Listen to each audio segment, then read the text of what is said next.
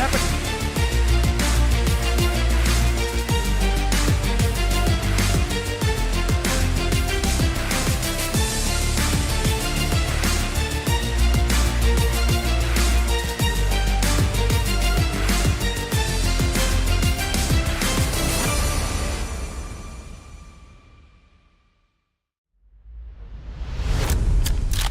Welcome to Johannesburg, the city of gold, in the high-octane metropolis where ambition and motorsport runs in the blood.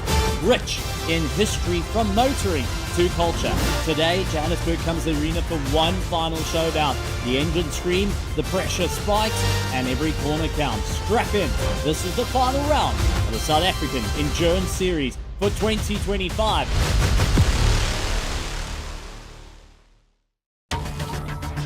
Welcome to Kyalami Grand Prix Circuit, an absolutely legendary track with all-time record of a 1 minute 40.9 set by Charles Visser at an average speed of 161 kilometers an hour last year.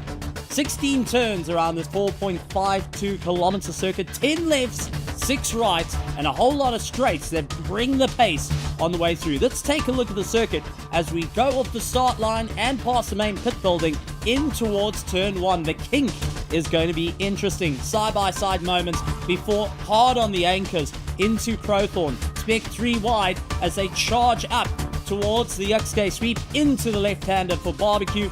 Down the old pit straight, staring at Sunset. A long right-hand bend to go and meet them. Before hard on the brakes into Clubhouse. Short little straight in through the S's. First S, second S. Make sure you get it right, otherwise you're visiting the dirt. Up towards Lea Copper, double apex that you got to try and get right. Down the mine shaft you go, a little kink to the left, flat out all the way. Hard on the anchors for Crocodile where it opens up. And now you charge through to Cheetah, into Ingwe, our final corner, and across the line.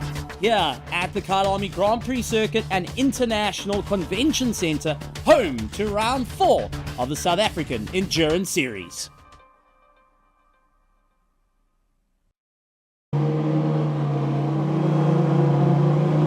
Good morning and welcome to the Southern African Endurance Series. My name is Nadine Wilkin and this is Chloe Grace, and we are going to be bringing you all the action from Kyalami Racetrack in Midrand today for our final round, round 6 of 2025. We are so excited to be out here today, regardless of the gloomy weather that we have. When it's wet, it's wild out here at Kyalami, and it wouldn't be a Kyalami race if there wasn't some rain, right? So what can we expect today? Tickets, a lot. General access tickets are only 200 Rand at the gate. If you'd like to come up live and personal with the drivers and the cars, for 400 bucks gets you on the grid to meet them, greet them, and I don't know, just get to know them a bit. And as we know, our South African drivers always have so much gears, and they're just such lovely people to get along with, and they really want to talk to their fans and get to know you. So please come out and join us. There's something for everyone out today. I mean, we've got a whole fan zone. We're having a shave-a-thon. We've got some sim racing going on. And just a whole fun zone festival. We've even got a choir from a couple of house schools coming out to sing for us. So I'm really looking forward to today. How about you, Chloe? Absolutely. I think more than anything, as much as we can hear the Inter-Africa Rambo Lambo roaring behind us, that's exactly how we're feeling. We're also just as excited because there's so much to look forward to here on track. When you talk about Inter-Africa, they're looking, of course, to defend their championship, which is really quite interesting to see if they will be able to pull off that feat. And you also look into, of course, Pesty Racing, looking to, of course, make sure that they clinch that index of performance. So there's so much to look forward to.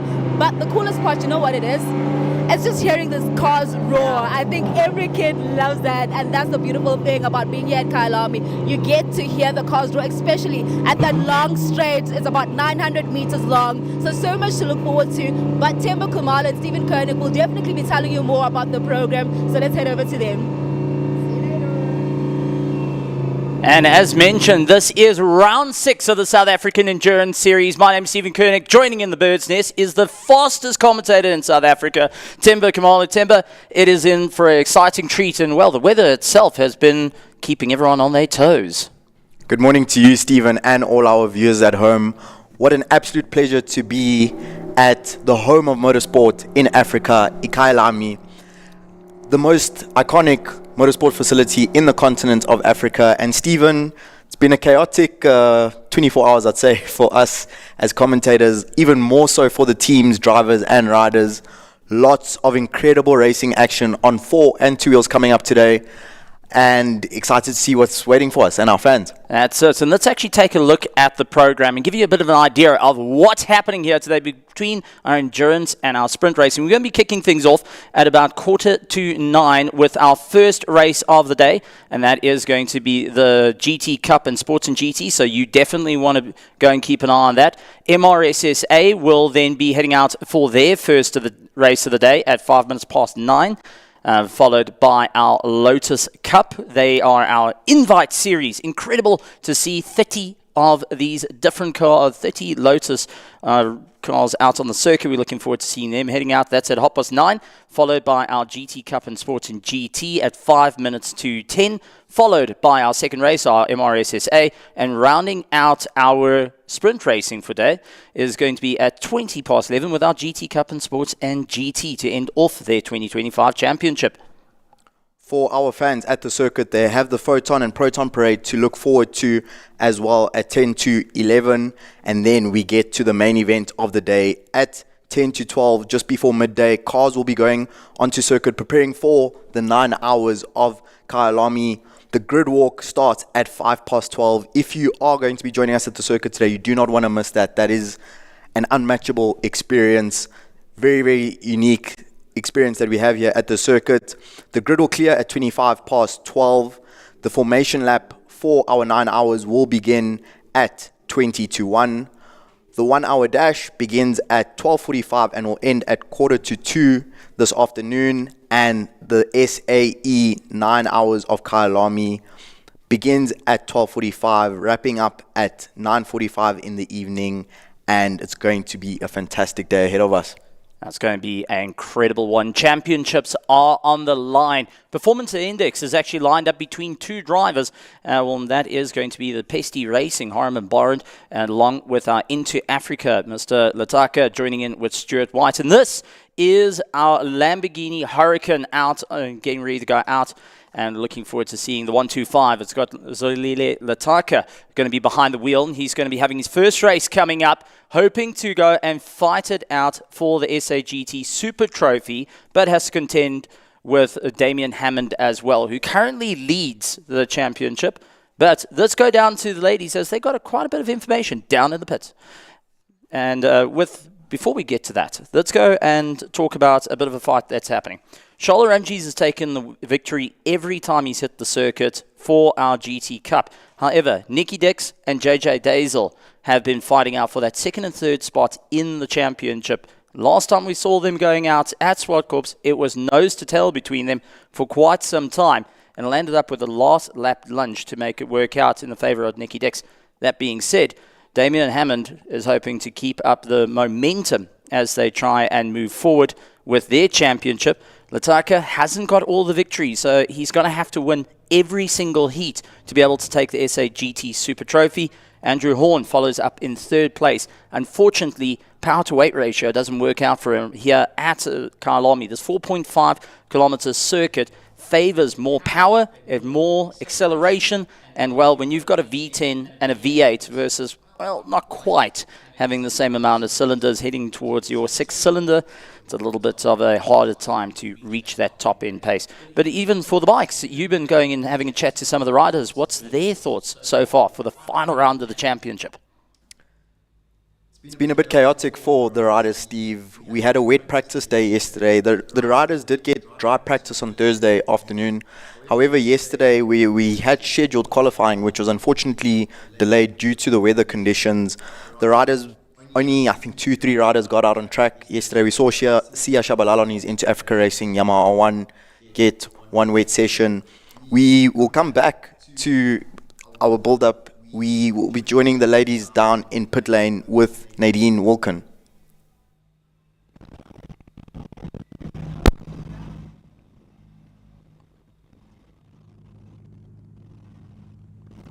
All right, so looking at the circuit, so we're trying to get Nadine on, but let's take a look at the circuit. A bit greasy conditions out there for race one, and it's going to be a difficult race indeed. That was down the main straight, the kink being turn 1. Turn 2, a little bit of a river building up on the braking zone. Now for the cars, it's a little bit tricky as you always want to go deep on the inside at the start, but now you're going to have to stick to the far right-hand side, try and sweep your way through the likes of Crowthorne before you head towards the Yuxke sweep, where it is a quick right into a left. You start snaking your way up into Barbecue. Now there's a little river that formed on the exit of the left-hand sweep. So by the sausage curb, you've got to be so cautious there. Through Barbecue, get flat onto the gas and aim down towards Sunset, as it's a long right-hander to keep it all at bay. Many of the vehicles like taking a tighter line. However, touch those curbs on either the inside or the outside, you're going to be visiting the gravel quicker than anything. Coming sweeping out of the corner, it is a short little straight, then down the gears yet again into the likes of Barbecue, Clubhouse, and then you trying to bring yourself through the left-hander and charging your way on. But Tembo, so far I'm seeing little puddles all over the show. How's it looking with the S's? The standing water forms quite quickly on the Kyalami circuit in certain specific sections. Good to see though there at the S's that there is no standing water at the moment on the circuit. Our drivers and riders will be quite happy to see that as we pan up the hill. Conditions will be changing throughout the day. It is not raining at the moment at the circuit as we see up the hill up to Leeuwkop. Leeuwkop, a blind corner, very, very difficult corner to judge the braking marker, because when you arrive at the top of the hill, you can't actually see the corner. So you need to know where to brake before you arrive there. And when you then add the changeable conditions where the track is damp in certain parts, drying in others with standing water, as we look down at the mine shaft, one of the most intimidating corners in the continent of Africa, over 240 kilometers an hour on a superbike. Then looking at the crocodiles into Cheetah, our penultimate corner. Steve, we saw some highlights earlier on about one of our drivers getting a bit ambitious over that yellow curve on the inside of Cheetah. Now, Cheetah has claimed a few of our cars going and getting airborne, but that being said, we've got the ladies on the case in the pits just to get a bit of a feel as everyone starts to get ready for the racing action happening here today. It's round 6 here at Kyalami. So I'm here with Brad Liebenberg, racing in Stradale Mercedes-Benz. Brad, as far as I know, this is your first time in the car? Yeah, I was driving the Audi the beginning and the middle of the year, but yeah, an opportunity came up with Stradale to jump in the Merc for the 1 hour. Couldn't say no. So yeah, it's been quite enjoyable. Just hope it stays dry today because it's a bit slippery out there. Also starting on the front row, you never know what can happen behind you. So yeah, let me go kick up my feet for the next few hours. Wait till our race. We've got, I think, 3 or 4 hours before we've got to be back here. So yeah, hopefully by then it's dried up a little bit and yeah, the clouds stay away. So you're doing the 1 hour dash today. So we'll be starting on quite a full grid. I mean, at least you've managed to land second on the grid. Tell us quickly, how does the Mercedes compare to the Audi? It's a bit difficult to say because I haven't done much dry running. Only got quali yesterday in the dry. So yeah, it's, as I say, it's a bit difficult to tell. Obviously, I drove the Audi here a little bit in the rain, but not as much. And you know, conditions in the rain always change. One day it's a little bit worse than the next. So yeah, look, you can ride the curbs a lot harder in the Merc than you can in the Audi. So it's just getting used to it at the end of the day. I got an hour in the car, hopefully in the dry, to have a little bit more fun. But yeah, let's see how it goes. Well, I'm praying to the rain gods for you, and I wish you all the best today. Thank you so much. Let's have a good one. And yeah, hopefully the crowd's good and SAES can put on a good show for everyone. And good luck to everybody else for the full 9 hours. It's a long time of racing. It's going to be a long day for me as well. Thanks, Brad. We'll see you out on the grid a bit later. Enjoy resting. Let's go back to the guys on commentary. Thank you to Nadine and Bradley Liebenberg. Stephen, Brad has to be one of the most chilled out race car drivers I've ever seen in my life. Well, he's had some moments where it got a little bit exciting, and going back, he drove the Audi with Paul Hill in the series. Last year was the main one where they fought it out for the championship. However, he did land up getting caught in the wall, and that was where we saw the little bit of bite come out of him. But now a little bit more relaxed, a little bit more refined. I say he's going to kick his feet up for a bit. During the practice time, he decided rather to head home, quick 10 minutes, get a break, and then come back as well. So it depends on where you catch him at that point of the day. But we also got to talk about a bit of history that's being set here at the 9 hours of Kyalami. For the very first time However, we have got 3 sim rigs with 3 different sim racing teams that are going to be out and doing 9 hours of racing while the actual 9 hours going on. So that is the very first time in history for that. And, oh boy. Rider down on the Superbike warm-up. That is Diego Dupont, the young teenager. Diego's been racing in Spain this season. He's on his outlap, Steve. We've been speaking about how slippery the conditions are, and Diego has a bit of a howler there, dropping his bike a second time after crashing. That is on the exit of Barbecue. Very, very easy to make that mistake on the exit there. It's quite slippery. Diego's struggling to get his Yamaha R6 back up. Thankfully for him, it's not in the race, because that would have been quite embarrassing for him had he done that on the outlap of the race. And red flag's waving, Stephen. And they have to move him off. And so red flags will be waving. They'll pull into the pits, and also getting a check on the circuit. Maybe a bit of water, something has come out. Maybe a bit of fuel coming out of the overflow as well, since it was lying on its side. Not an easy time out, and especially on the warm-up. Many of the riders still just trying to get to grips with the circuit, and well, it all got changed over for their warm-up. Tough break there for young Diego Dupont. He's been racing in Spain this year in the Spanish 600 Supersport Championship at ESBK. I was having a chat with Diego earlier this morning, I actually asked him directly, Steve, how much wet experience have you had this year racing in Europe? And he said quite a bit. But one of the things he did mention to me is that those wet tires on his bike are from 2016. So those tires have not seen any action for going on 9 years. So I would guess that even at slow speed, he probably struggled with a lack of grip there, because that's aged rubber on that motorcycle, unfortunately for him. Now, it gets harder over time, and that's the one thing. The more that you leave a tire just standing, it gets harder and harder, eventually starts building up cracks. Something you do note with when you go and leave a car sitting around for a long time, it gets cracks on the tires and ends up with a problem. And especially with these Pirellis that they got on, losing that amount of grip, losing the heat, definitely is frustrating, and especially for the riders that have been having tire warmers on to bring everything back up to temperature. Well, sitting in pit lane now, this is all that heat soaking back in. Let's quickly take a look at the replay here. And Tempo, tell us what happened.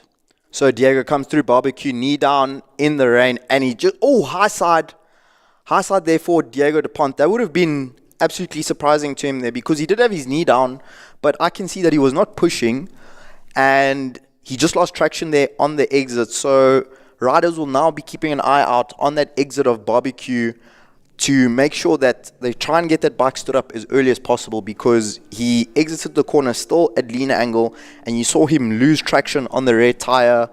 Handlebars went to opposite lock, and then that rear tire got traction again. The rear tire got grip, and when that happens, for those who don't know, when a bike slides like that and the rear tire gets grip again, the wheels want to pull back in line, but it happens so quickly that the rear tire goes from right back to left, which then flicks him over the seats. But I think the most important thing there is to see that Diego is okay.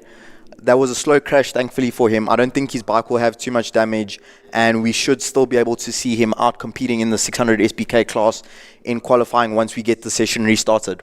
Well, it's always a tricky one out there, and this is something that all the drivers and riders have been worrying about, because the conditions are not wet enough for wet tires, but they're not dry enough for dry tires. And that means it's this lovely greasy mix. The rubber is off, the oil's sort of picked up, that has been around for ages and soaked through to the circuit and soil. But at the same time, it is just a difficult run, and this is where you got to start thinking out of the box. Get creative on how you're going to maintain temperature, where you're able to accelerate. Even the gentlest of touches on the throttle, whether you're on a motorcycle, whether you're in a car, can be a 50-50 gamble of it working out. And there's a beautiful shot of those wet weather tires, the treads in line with them, as we get back underway for our session for our MORSSA. And that's, once again, just taking a look at how the riders are going to have to keep an eye on all the action going forward. But also, that little river down into turn 2 is going to be an interesting one for every single one. You can see our riders there on our replay putting their feet on the ground through Crowthorne, and what the riders are trying to do there is check how much grip there is by dragging their boots on the ground as they enter turn 2. They can kind of get a feel, not an accurate feel, but just a sense of how much grip there is out on circuit. One key factor is that standing water on the entry to Crowthorne, because on the 1000cc superbikes, they're arriving there at 270 kilometers an hour, probably closer to 250 in the wet. So the riders are going to have to be very, very precise with judging that braking marker into Crowthorne. On screen, we have Jean-Andre Ferry and Clive Turnbull coming through barbecue. They will be aware that Diego DuPont had that crash earlier. So I do believe we will be seeing some caution exercised from our riders. This session is important, it's qualifying, so they can't afford to wait. And unfortunately, Simpiwe Mahlobo, one of our open SBK competitors, is down. And Steve, looking at that bike, that's the exit of Crowthorne, which is a left-hander, but that bike is on its right-hand side. And judging by Simpiwe's body language there, he does look a bit winded. I'm convinced that it was a high side on the exit of Crowthorne. Another rider down on his outlap. Yeah, it's always a tough one. Now, I've got to bring up, there's two ways of lifting motorcycles. One of them is just bending your knees, get underneath them and lift them up. But there's another way of actually turning around, putting your arms behind your back, and then standing up to be a little bit easier, but not as easy when you've got that protective hump on your back. It's essentially a deadlift of a superbike, Steve. I've never been a fan of the reverse method, and unfortunately another red flag there, so we will have an extended delay for our SBK class. And Steve, we were speaking about it earlier, these conditions are probably most difficult for our superbike riders. The wet, much more difficult. You'll correct me if I'm wrong, but I feel the wet is much more difficult on 2 wheels versus 4, because on 4 wheels, when you make a mistake, there's a bigger margin for error. But the moment you lose that traction on 2 wheels, you tend to find that as you feel you're having a moment, you're down already. That's it, and we actually could see a piece of the front fairing coming off on the motorcycle as well. But you are dead right to this. The motorcycles have very limited tire contact, and we've got to remember the motorcycle actually sits with a V on its tire. It's not completely flat like a car. So you've got reduced grip until you start getting that little bit of a lean angle to it where it gets more tire contact to get you going. And now you've got conditions that you don't want to get that lean. So you've already got not much of the tire surface there. So I have to lean to that. For a motorcycle, this is nightmare conditions. This is going to separate the experienced riders to the non-experienced. We're also going to separate the riders that are willing to give it their absolute all for every point in the championship. And for others, well, it's going to be a nice, gentle cruise around Kyalami here. It's a beautiful day where it's a little bit on the chillier side. We are expecting it to warm up quite a bit here today, and the track to dry out towards the later afternoon. On screen, we have Ryan Fata, rider number 27. He is the championship leader in the Masters class of our MRSSA Superbikes. And Steve, I'm going to add to that point that you're making there. I've heard it said, I think I watched this on a YouTube video many years ago, but I've heard it said that the combined contact patch of the front and rear tire on a superbike at max lean angle is equivalent to the surface area of a credit card. So if you are sitting at home, take one of your bank cards out, just look at it, and the entire surface area of that card is the same amount of tire that a superbike at max lean angle. Steve sitting next to me is whipping out his fun company card. Good to see that Steve does do some things outside of racing alone. But tough conditions there for our riders. And this is making the situation, unfortunately, these accidents is making it even more difficult for our riders, because this is their qualifying session. A lot of the riders didn't go out on track yesterday in the wet. So for many of our riders, this is their first time experiencing the Kyalami Grand Prix circuit on the wet. Some riders, it's their first time ever riding superbikes in the rain. And certainly these delays will have that qualifying session shortened. And Steve, according to our schedule, race 1 is only an hour from now. And I think we can both confidently say that track is not going to be bone dry by the time we get to 9:35 for race number 1. No, not at all. And it's going to be a rather interesting ride for them to really try and get to grips with this on a ever-evolving circuit, and taking a look at our beautiful motorcycles that are out there, the variety that we have seen. And also, I think we're in for a rather challenging time. But I've got the question. Kyalami, big straights, long straights, always works for the 1000cc, but with these conditions, I would have to lean maybe the 600s have the advantage because, well, the 1000s just can't put that power down as much as they would like and can't use the straight line to their advantage. You as a rider, you've coming from the world of 600s and 1000s, your thoughts and take onto this, because I most certainly think like Jean-Ray Ferry on a 600, going on his 600 is going to have a far better time than Clive Turnbull on his 1000. It's a balancing act, and I think it depends on which rider you're speaking to as to what they would prefer. Personally, I would prefer to be on a 1000. The 1000 is difficult because a lot of these bikes are modern day super bikes, some of the best bikes you can buy on the planet in terms of production motorcycles, and you're looking at plus 210 brake horsepower at the rear wheel. However, the 1000s have electronics. You can see Dieter Heisemann on screen on that white bike. That is a 2025 Ducati Panigale V4. That bike essentially has MotoGP electronics, Steve. So as much as it's got an insane amount of horsepower, it's got an insane amount of electronics that help you manage that horsepower. Whereas the 600 riders, where we see the majority of our youngsters, I mean, look how comfortable Dieter Heisemann is there. Already on his outlap, immediately getting knee down. And I promise you, I'm convinced that the electronics of that motorcycle is helping him have that confidence to immediately push, get to the limit. Because on the 600s, some of them, the R6 of Oratile Piri will have traction control, but you don't really use it, Steve. I'll tell you, to be honest. On the 600, it doesn't make much difference. So I think it depends on the riders, and we will have Nadine and Chloe speaking to some of our riders in pit lane. So I think we will jump in with them to get some of the riders' opinions who've been out on track today.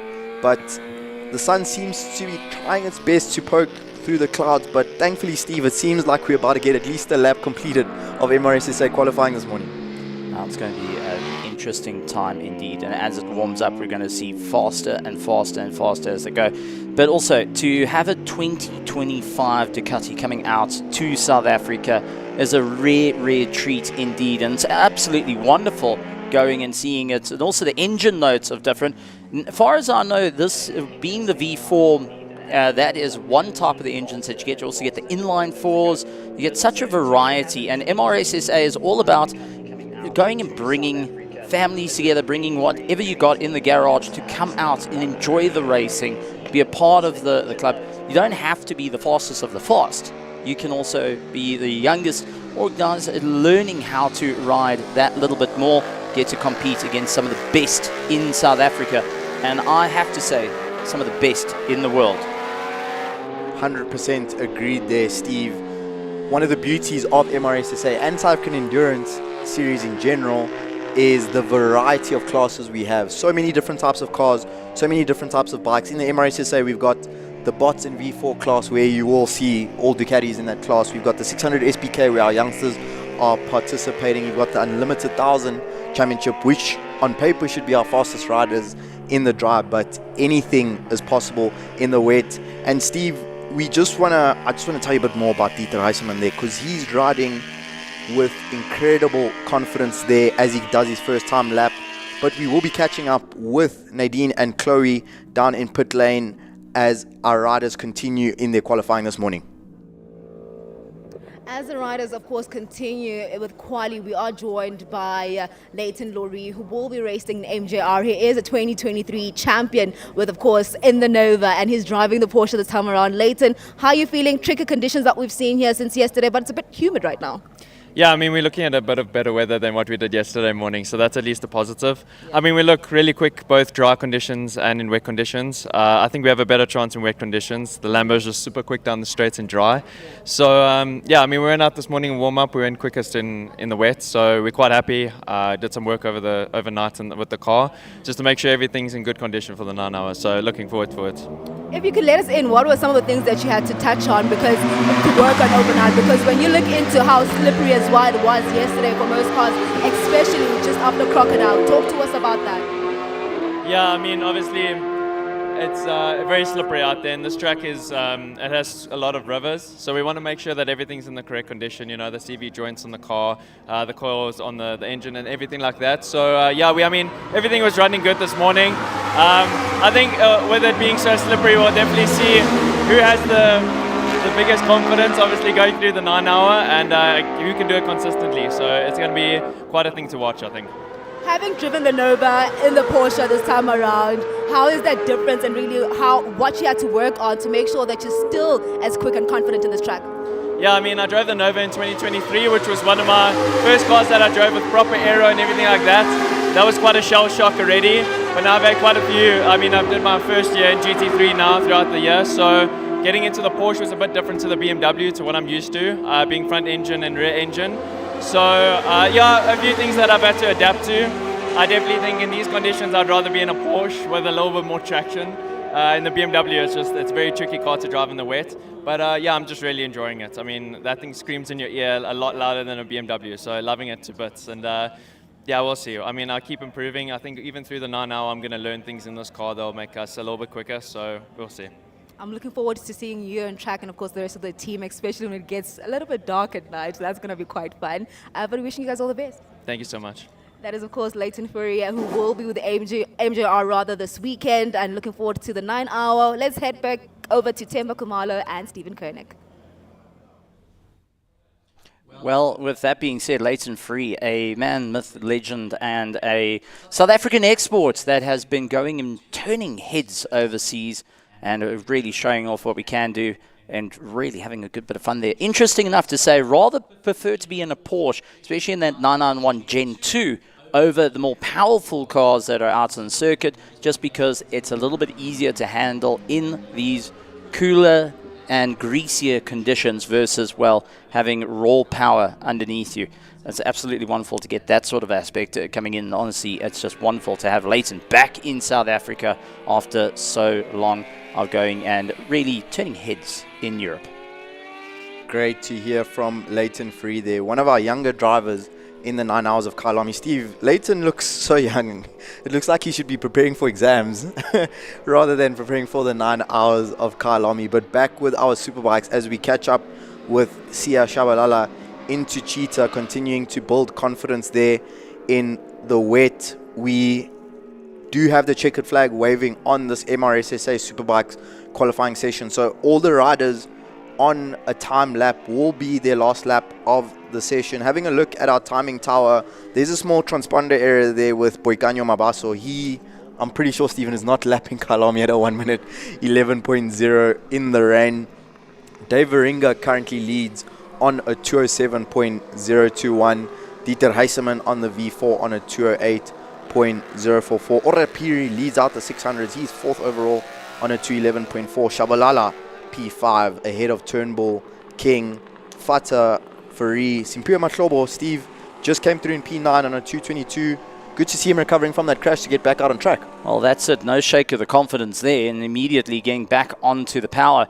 And this really does set the stage for our MRSSA of what the paces are going to be like. The 207s, 208s is going to definitely be the front end, but I do suspect a lot of the riders are going to find that confidence and get into the 215s as more the mid-grid pack. The question is, are you wanting to be close to one another, especially off the start and with a little bit of spray getting kicked up as well? It's not like you can easily take your hand off the handlebars and give you a bit of a wipe to the helmet as you go through.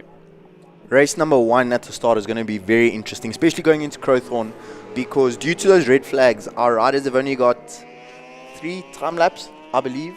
So minimal experience for our MRSSA Superbike riders on this track. And Steve, in the dry, going into Crowthorne on a Superbike, it's easy to judge your brake mark because you've got that long run down to turn 2 after you've gone through the kink. And what I would normally do is just brake a little bit later than my usual braking marker because I'm approaching it from a slower speed, having come from a standing start. But in these wet conditions, no one's really going to have an idea. They have their sighting lap and warm-up lap to heat up those tires, but I'm predicting chaos at the start of race number 1. That's going to favour the brave who can go that little bit later on the brakes and how much grip they're going to run into it as well. But that being said, with our MRSSA qualifying ending, we are then going to move on to the beautiful cars heading out. So I've got to say, I enjoyed the MRSSA action, but before I let that go on, take us through who is going to be starting out where. So Dave Veringa finishes qualifying fastest. He's 4 points behind Jordan King in the Unlimited 1000 SBK Championship, so that's something to keep an eye out for. Dieter Reisman on the beautiful 25v4 in second, ahead of Orapiri, who's trying to wrap up the 600 SBK Championship today. Sia Shabalala fourth, ahead of Clive Turnbull. Jordan King was sixth fastest. He's also competing for that Unlimited 1000 Championship with Dave Varinga. He is the points leader over there, ahead of Troy Tonking on the beautiful 899cc KTM RC8. Ryan Fatal, Masters Championship leader, came through in P8. Simpiwe Mahlobo P9, and Jean-Ray Ferry, another one of our youngsters on the 600s, coming through in P10. We're now going to be taking a look at a replay. This was Diego DuPont at the first edition of our session. Loses rear grip, gets rear grip, high sides, throws him over the top. And Steve, unfortunately for young Diego, who's only a teenager, he was not able to get back out on track for qualifying. So if he is able to join the race and get that bike repaired, he will be starting from the back of the grid. It's always a tough one from there. I'm not quite sure if I want to be at the front or if I want to be at the back, but either way, it's going to be a hard push fight to try and pull his way through. Now, with that being said, we're going to be moving on to the cars from 2 wheels to 4 wheels, but this is where you're going to have a bit of fun because we get to clear out some of that water with some impressively powerful vehicles, and that's one thing we've got to keep a close eye on because of the championship fights happening out on circuit. But there is another one of our big slide moments that happened earlier. That's Troy Tonking on the KTM RC8, which I just mentioned, down in Leopold. Troy doing a much better job of picking up that bike than Simpiwe and young Diego, but that is a tough break there for Troy. Very, very slow speed crash there, so I don't think that will really affect him or his day. Unfortunately, he does start from 7th on the grid. Troy, one of our fastest riders in the dry out there, so he will have work to do as we catch up with those beautiful cars you mentioned earlier, Steve, and we're looking at that beautiful Lamborghini of Wayne Roach, driver number 95. Yeah, the old school Gallardo that's going to be heading out onto the circuit. Mo Mia right behind. You can always spot Mo's car with all the tracks that's on the car. There's all the tracks he's actually raced at. Things like Monza and the likes of Nürburgring. It's absolutely wonderful. We do have also our classics coming out with Andre van der Merwe and George Archimedes. They're going to be heading out onto the circuit. We've got our Ligiers that will be out as well, and an onboard of Wayne Roach in his Gallardo, looking to try and get some improvement. Not so happy that he's going to be starting in 9th. Wants to get a quick jump up through the field. His main goal is to try and clear past the GT Cup runners of JJ Dazel, as he wants to try get a little bit closer to see if he can get onto the attack of Lataka, who is in the Hurricane, which is the next iteration of the Lamborghinis to come through, and Damien Hammond in that Mercedes. But there's Momia in his Porsche, and that would be Nicky Dix. That would be right behind him. The purple is JJ Dazel, who will be out on circuit. And I've got to say, absolutely wonderful to have our GT Cup ready to go out for their final races of the year. And there's lots and lots of tense situations of who's going to come out where. Charles Ranges at the moment has won every race, and he's sitting on 454 points. Nicky Dix is in second place on 397 points. But JJ Dazel on 358. We've got 3 heats that they can do, and one mistake means that there can be a swap in the championship for our GT Cup. So that is where the difficulty comes in, especially with these tough conditions that's out there. And Nicky Dix is looking to get that early run through the order. For the SA GT Super Trophy, Damien Hammond is going to be in the Mercedes. He's also not quite happy with the pace as yet. He feels that it is a bit loose and will be looking to push a little bit harder. He's trying to keep ahead of Zolile Lataka, who will be out in Rambo Lambo, which is the Hurricane, not the Hurricane Evo, which we'll see a little bit later on today. And Andrew Horn will be heading out in his Ligier to see how far he can go. But it's beautiful to see the GT Cup, more and more drivers bringing out their Porsches from the woodwork and of different eras of the Porsche brand, coming out and showing what they can do. There's Charles Ranges, who will be out in the, well, that's Roy Aubrey's car. That's actually very similar to Charles Ranges' car that will be going and putting in the attack. Now, we saw Roy Aubrey actually getting tired at Swat Corps, having to fight off with a lot of the youngsters and also fight in this category as well, as constantly being hounded round. And Kyalami the home of Porsche, is going to be seeing our GT Cup going and having a bit of fun. And Andre van Vuren hoping to also be one of those top runners, as he's done well in the past here at Kyalami. Indeed, he has done. As our riders are going out on track, pit lane is open, catching up with our qualifying results yesterday, which did take place in the dry. Olile Litlaka in the Into Africa Racing Lamborghini Huracan took pole position with a 144.340 ahead of Giancarlo, who was in the 45s, and Hammond in the 46s. Roy Aubrey, who Steve mentioned earlier, in the 991 Porsche, came through in P4 overall on a 150.1 ahead of Nicky Dix, Mo Mia, Marius Jackson. JJ Daisel was 8th fastest ahead of Wayne Roach. Sun Mudley, great to see him back with us at SAES in P10 on a 57.4 ahead of Hoffman, Sane, Van Furen, Brink, Jeroen Prince in the 72, Avukamides and Andre van der Merwe. Steve, I see Frank Carruthers entered qualifying but did not register a time. Will we be seeing him out on track today in race number 1? Well, they went and had an alternator failure a little bit earlier, so they've landed up hooking the power pack inside the car to keep it going. So he should be going out. Unfortunately, we did have a withdrawal from car number 45, and that's Piran Mudley, who is the son of Sun Mudley. He unfortunately having to retire the car. They're rather going to get it out for next season. Charles Ranji's not here after just needing to getting some health checked up on him. We wish him well in a speedy recovery, but he has taken the championship, so well clear of it. Arnold Neveling, who came second at Swartkorps, is looking to try and see how he takes his way to the top. Mo Mia came third at the GT Cup at Swartkorps, so he's hoping to stay out on the podium for the GT Cup. For our SAGT Super Trophy, we can see already an order of Lataka, who put in some tremendous pace, will be looking to stay further up through the field. Damien Hammond starting in second place in that beautiful Likumali Mercedes, and it's just absolutely incredible to see the car, and is one of those interesting cars to go and walk around, take a look at. But right behind him, an Audi R8, and well, our GT3 is looking to see what they can do. Ooh, this is a bit of a spin for Mo Mia, who's trying to get himself going, and that is at Crocodile on the exit. So he's just waiting for the field to come through, then try and turn the car around. Not really how you want to get yourself ready for the start of the race.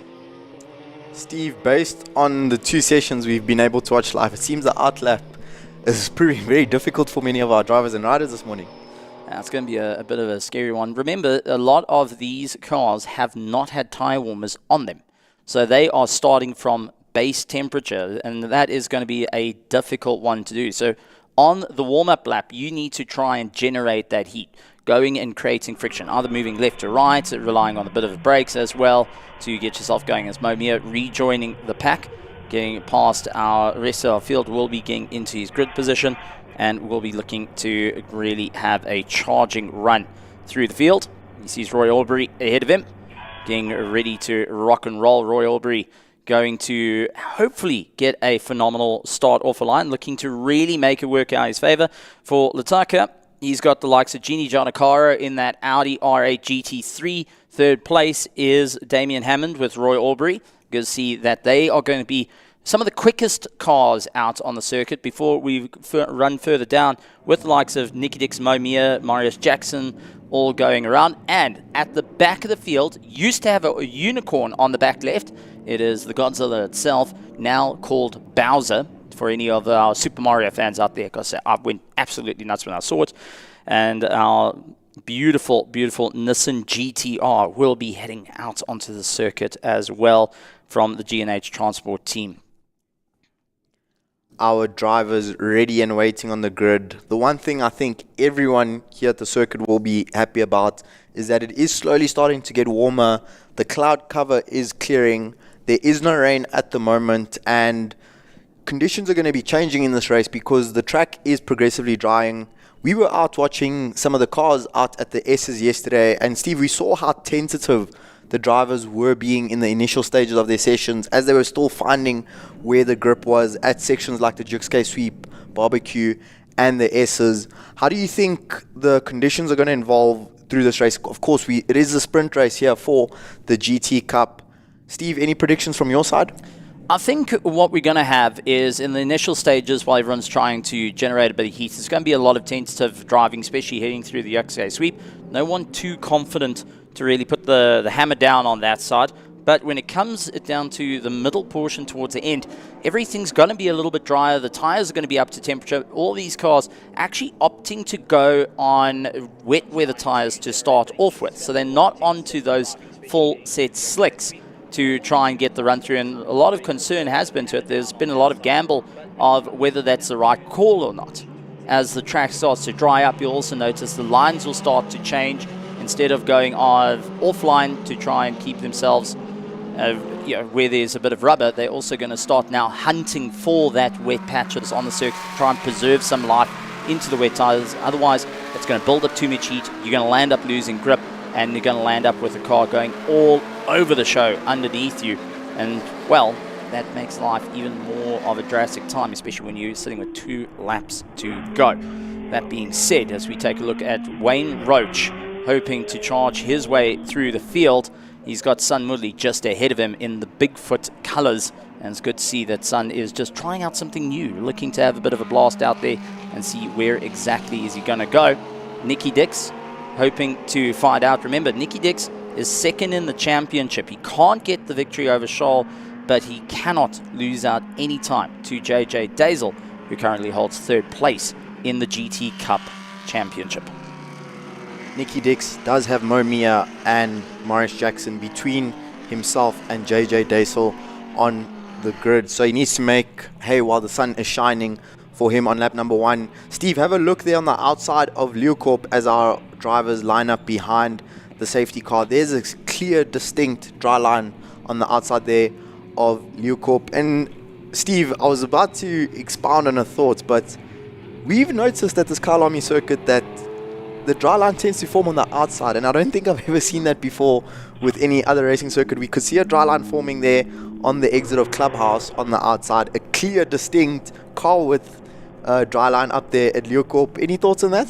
Well, it's due to the drainage of the circuit. It's a very unique one for Kyalami, especially with Leeuwkop, how the water flows off to the right-hand side, it disappears, and that's because of the nature of how the circuit's been built onto the mountainside. But safety car lights are off, and drivers will be now picking up the pace. So it's different drainage compared to most circuits. This is a FIA Grade 2 circuit heading towards an FIA Grade 1 circuit, so drainage has got to be optimum, which means that life gets a little bit more interesting, especially for the outside, which tentatively doesn't usually have grip. Well, now, being on the outside line is going to be some of the advantage over the norms. As we get ready to go under green conditions, Ataka looking to fight it out. Can he get the run on Giancarlo as they look towards the lights? Lights on for our first heat of the day.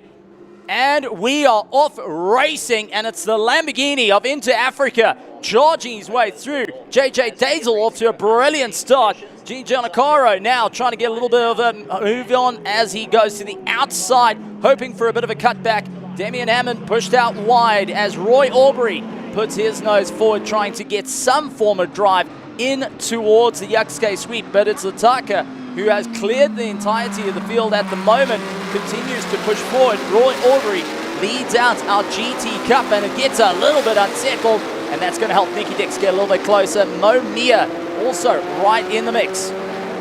Steve, I was keeping an eye on the mid-pack there, and JJ Dazel has gone backwards. A successful dive bomb up the inside there from Wayne Roach. So Wayne Roach has made progress on lap number 1. Into Clubhouse, you can already see Letlaka starting to extend his advantage, finding confidence on the wet track. You can see him there sticking to the middle of the track to avoid that dry line, to keep his wet tires cool, where he is trying to prevent them from overheating into the S's as the dry lines continue to form.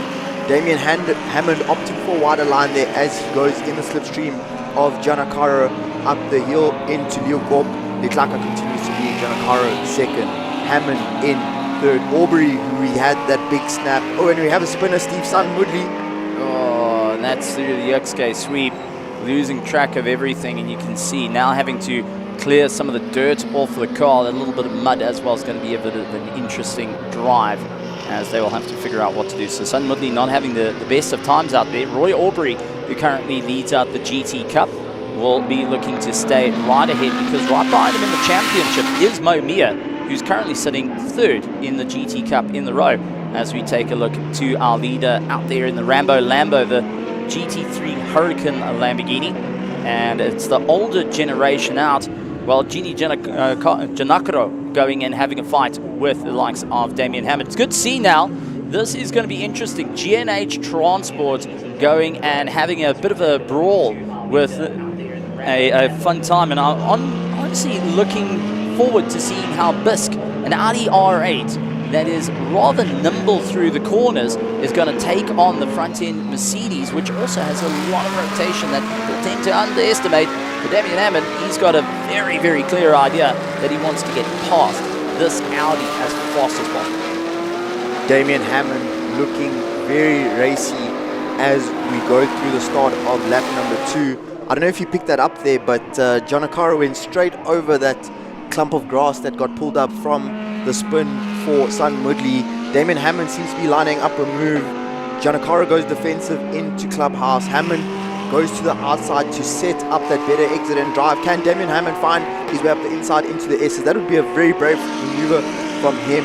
He opts to stay behind, but that Mercedes, the Liqui Moly Mercedes of Damien Hammond, looking very, very racy on lap number 2, and Janakaro going defensive in his R8 as we go up to the top of Leeuwkorp. Can Hammond find his way through? Not quite at the moment, and Roy Aubrey behind in Q4, ready to pick up the pieces if anything goes wrong here. Now, well, these two absolutely brawl it out for our SAGT Super Trophy. And once again, trying to hunt down any opportunity at the moment. This is into the Crocodile. If he sends it up on the inside, forces Janakaro out wide. He can get on the power just a little bit earlier, heading towards the Cheetah, and no grip underneath him as he just tries to keep that car all in check. We do see Nicky Dix in the background fighting with Mo Mia as well for 2nd and 3rd of our GT Cup. So 2nd and 3rd in both categories are currently going at one another, while the first place in both categories have some breathing room. Likes of Roy Aubrey is watching this amazing battle ahead of him, and likes of Lataka has charged on ahead to get away from the likes of the SAGT Super Trophy competitors behind him. But for Damien Hammond, a 3rd place is not an option here at Kyalami. He needs to get into 2nd. He needs to move forward. It is close racing here at Kyalami Grand Prix circuit. If you want to know how close it is between Janakaro and Hammond right now, Janakaro came to and completed lap 2 with a best time of a 201.171. Hammond a 201.172, so only 1,000 of a second separating them as we ride on board with Damien Hammond into Clubhouse. One thing we saw there with that move at the Crocodiles is that that is one of the widest corners on the track, probably the widest, and a variety of lines there as an option. You saw Damien Hammond, he went up the inside, he committed, but Janakaro wisely just sticking to the outside, carrying corner speed, carrying that sweeping line, and denies Hammond. 2 laps completed, 6 to go as we go up into Leeuwkorp on lap number 3. Hammond versus Janakaro from Q2 on the road. Absolutely incredible stuff, and each of the drivers trying to see what they can do. Janakaro is still trying to push that a little bit harder, see where exactly he's going to end up during the course of this race. But for the likes of Damien Hammond, remember, he's fighting out for 1st place. And likes of Janakaro, he is actually 29th in the championship. So this is just out of pure pride. Go and carry on for the pressure mounting on Damien Hammond. Now that he's seen the likes of Lataka has cleared him by so far, that's going to be a tough time. I do want to point out that both the Audi and the Mercedes are a lot closer spec'd in terms of their balance and performance. And that's where it starts to get a little bit more of an interesting time and you can compete. But take a look at the likes of Lataka. He actually went to the inside line into the puddle purely to try and cool those tires down. Those wets are starting to take a bit of strain. And for the likes of our 2nd and 3rd, who are pushing one another, you can only imagine what those tires are starting to feel like. You've gone from grip to a little bit of a snotty feel to them. Now it's just like trying to drive on slush buckets. Something important for our drivers to manage there. Keeping an eye on the lap times. Litlaka now down to a 57.893. Jonakaro and Hammond have picked up the pace because on lap number 2 they were 3 seconds a lap slower than Litlaka. Oh, as Jonakaro forced to go defensive there by Hammond. Damien Hammond is going for the outside line. He's going for the inside line. He gets amazing drive on the exit of his clubhouse. Possibly an error there from Jonakaro. Jonakaro goes defensive into the S's, and Damien Hammond finally makes his way into P2 at the halfway stage of the race on lap number 4. I've got a sneaky suspicion he's on slicks, because soon as he went to the outside line, that car looked like it wanted to behave more. So I've got a funny feeling he's out on slicks, was waiting for the opportunity, took the gambit, and it's now starting to pay off as he gets that drive. We saw him a little bit earlier go to the center console and try and adjust the car, just adjusting in engine mappings as well, as we do take a slight onboard look off the back of this Mercedes. And now look at the time, how they've changed lines on the way through. So for our leader, who is on more of a wet weather tire by the looks of it, when he was trying to cool it down, the rest of the field are going and driving on that dry line. So I suspect they're on a full set of 6 there, trying to get the extra push through the field and see where they go. So at the moment, Lataka leads out our SAGT Super Trophy. Roy Aubrey leads out our GT Cup at the moment, with the likes of Nikki Dix and Mo Mia running second and third. Damien Hammond and Jenny Jonakaro are second and third of our SAGT Super Trophy, trying to get that climb up through the field. Steve, I think you may be onto something, because Damien Hammond was exactly 2.01 seconds faster than Tlaka on lap number 4. So Damien Hammond growing in confidence as the Kyalami Grand Prix circuit continues to drive. As we catch up with Julian Familiares doing battle there with Nicky Dix. Nicky Dix defends the inside, exiting Crowthorne. The cutback from Familiares in the Mustang, the Demeter Racing Mustang, and fantastic pass there from Julian. Now, very familiar with driving Space Frame V8s and a national champion of that. And getting behind the IRC Mustang, the Blue Sands, that's owned by Ramon and Satori. We'll see him out in the 1 hour. And there's Julian, keeping nice and calm at the moment, relaxed behind the wheel. And just going back a couple of hours, this car was in 3 pieces, going and getting some work on its gearboxes. Well, it seems like whatever's gone on with the car, they're able to get it up to full speed. And Julian just keeping the momentum on the way through. And funny enough, a car from Australia designed by a South African, doing an absolutely phenomenal job. See, that's why South Africa, top of the pack, but is now trying to chase down the likes of Janakara and Hammond, who are in the same class as him. Roy Aubrey, Nicky Dix, and Mo Mia are fighting out for the SAGT Super Trophy, but a little bit further back, we do see the 72 going and chasing down the likes of Sun Woodley, and that is Buren Prince going and trying to get a little bit more pace underneath him. Good to see him out there having a bit of fun in the Porsche. A little bit earlier, we did see him, I believe earlier this year, was in a GT4, the Cayman, a little bit earlier this year, and it's now out going and having a bit of fun in a 911. Right on the back, we do see Wayne Roach getting clear of JJ Dazel a little bit. Dazel trying to go for the outside line, very close between the two. Wayne Roach says that the Porsches are very, very nimble through the corners, but he can break that little bit later. Well, at the moment, I think like JJ Dazel has got a lot more momentum through the corners, as Wayne Roach going side by side will open up that V10 and utilize the power of his Gallardo to break away from the Porsche of JJ Dazel. Very clear to see there on screen how nimble that Porsche is. JJ Dazel looks like he can pick whatever line he feels like at the moment. Going into Ingwe there, you saw him switch from all the way on the outside, just cut back on the inside, not quite having the legs down the very long straight at Kyalami to find his way through on Wayne Roach, but Wayne Roach under increasing pressure. Looking at the front of the SAGT Super Trophy, Damien Hammond with another fastest lap of the race, this time 2.5 seconds faster than Litlaka, who continues to lead the race, of 55.189 for Damien Hammond, which is on par with the times they were setting yesterday. 10 seconds off the times that they were setting yesterday in qualifying, but I suspect that your analysis there that Hammond may be on slick tyres is proving to be accurate, because lap on lap he gets faster and faster. Ledlaka also came through with his fastest lap of the race last time round on a 57.637, but with 3 laps to go and a lead of 2.790 seconds, I fear that may not be enough to keep that lead to the flag. Not at all, as we do take a little bit of a look at Mo Mia, and you also can see the concentration that goes on with him in the car as well. But also, Nicky Dix trying to carry the momentum. Remember, he's currently running second in the championship. Mo Mia is 4th, hunting down. So anyone getting one up on each other now can bring that championship for 2nd and 3rd a lot closer. JJ Dazel is a little bit further down, and he's having to try and fight it out with Wayne Roach.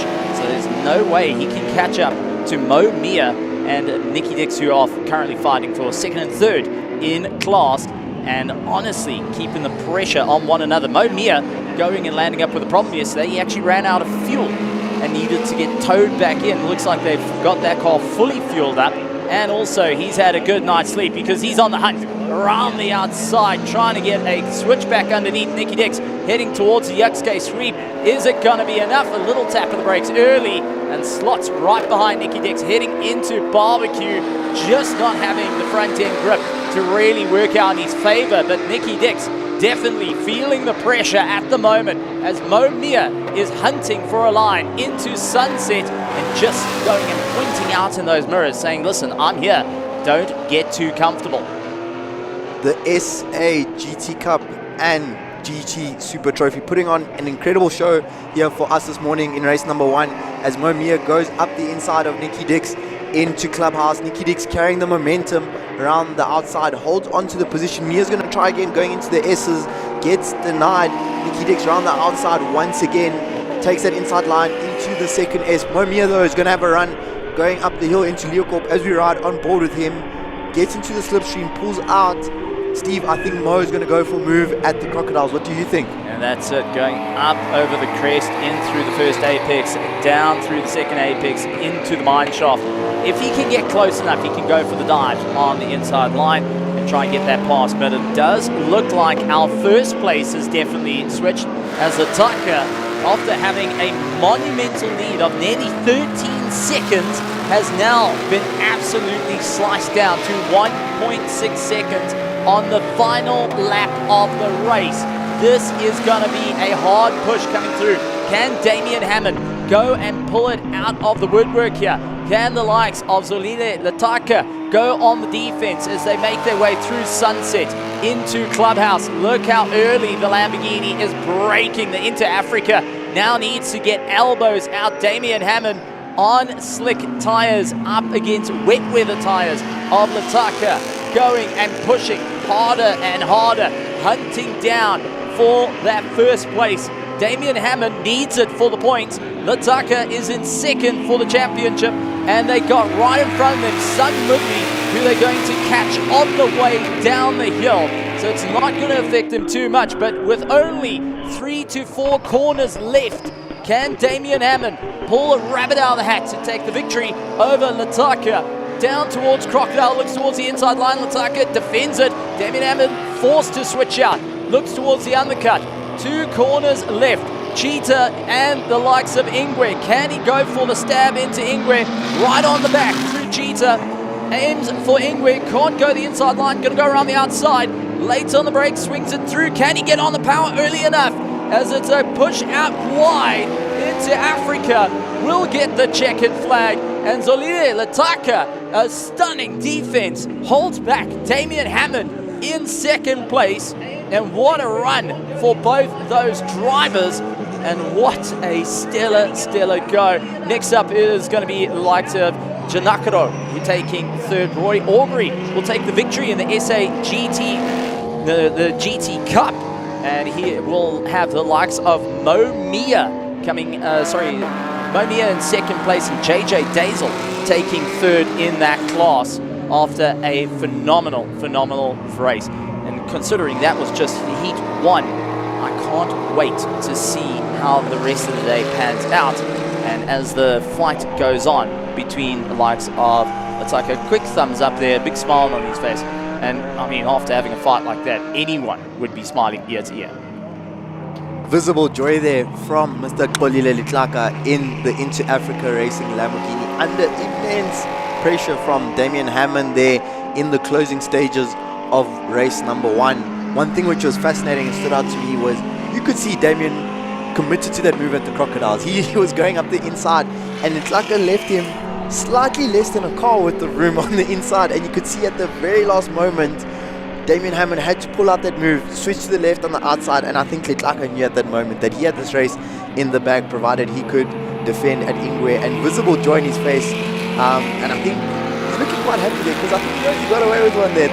Well, it was definitely an outright brawl, and considering that was a fight to the generations as well. But take a look at our GT Cup and Sports and GT. It is going to be the likes of Litlaka to take the victory. Damien Hammond followed by Janakaro in third. Roy Aubrey will take the win for our GT Cup. Julian Familiaris, who will take 5th place and 4th in our Sports and GT, followed by Momia takes 2nd of the GT Cup, and Nikki Dix going and rounding out 3rd of our GT Cup. Wayne Roach in 8th place, JJ Dazel in 9th, and Wayne Hoffman taking 10th. We still have 2 more of those races to look forward to as we go through 11th to 20th. Andre Brink came through in 11th ahead of JP Stander. Frank Caruthers took P13 ahead of Marius Jackson. Sun Mudley, after that spin on lap number 1, recovers to take 15th place ahead of Uli Sane.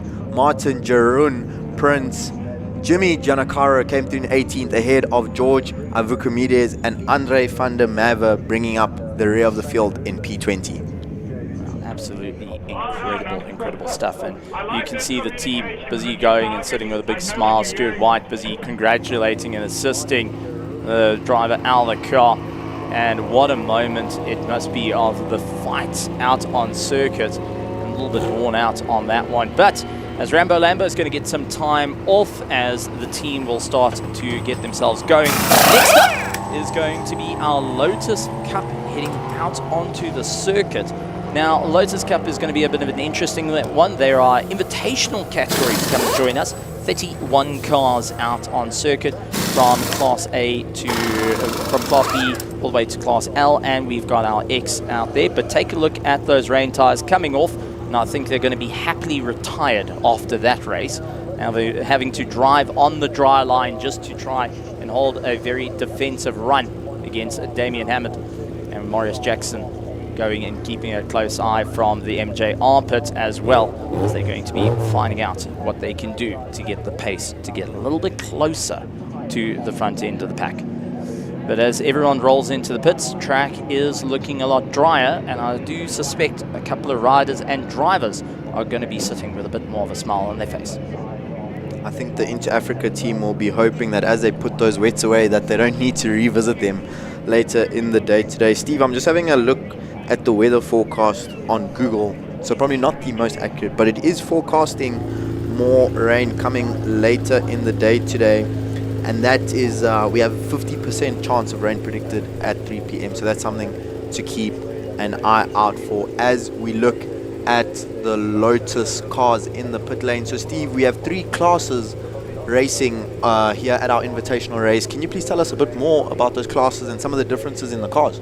Okay, so the easy way to point it out is the Lotus Challenge has got 2 classes that mainly race in a championship. Class B, which is your more race-orientated cars. They've got better suspension. They still use the same engine as their Class Ls, and the Toyota Blacktops looking to go and really put the hammer down. They're a bit more set out to race. You'll notice they'll have a flat roll cage to work out, but they're on semi-slick tires. You'll also notice our Class Ls out on circuit. Their rules are a little bit special because those cars were based on a book that came out in the UK of how to build a sports car on, I think it was £1,000. And eventually it built up into a low-cost category. And that's what it's called. The Class L is low cost. And it's meant to be a more affordable way to come in racing. Those cars, you'll see they got a bit of a kink on their roll cage over the driver.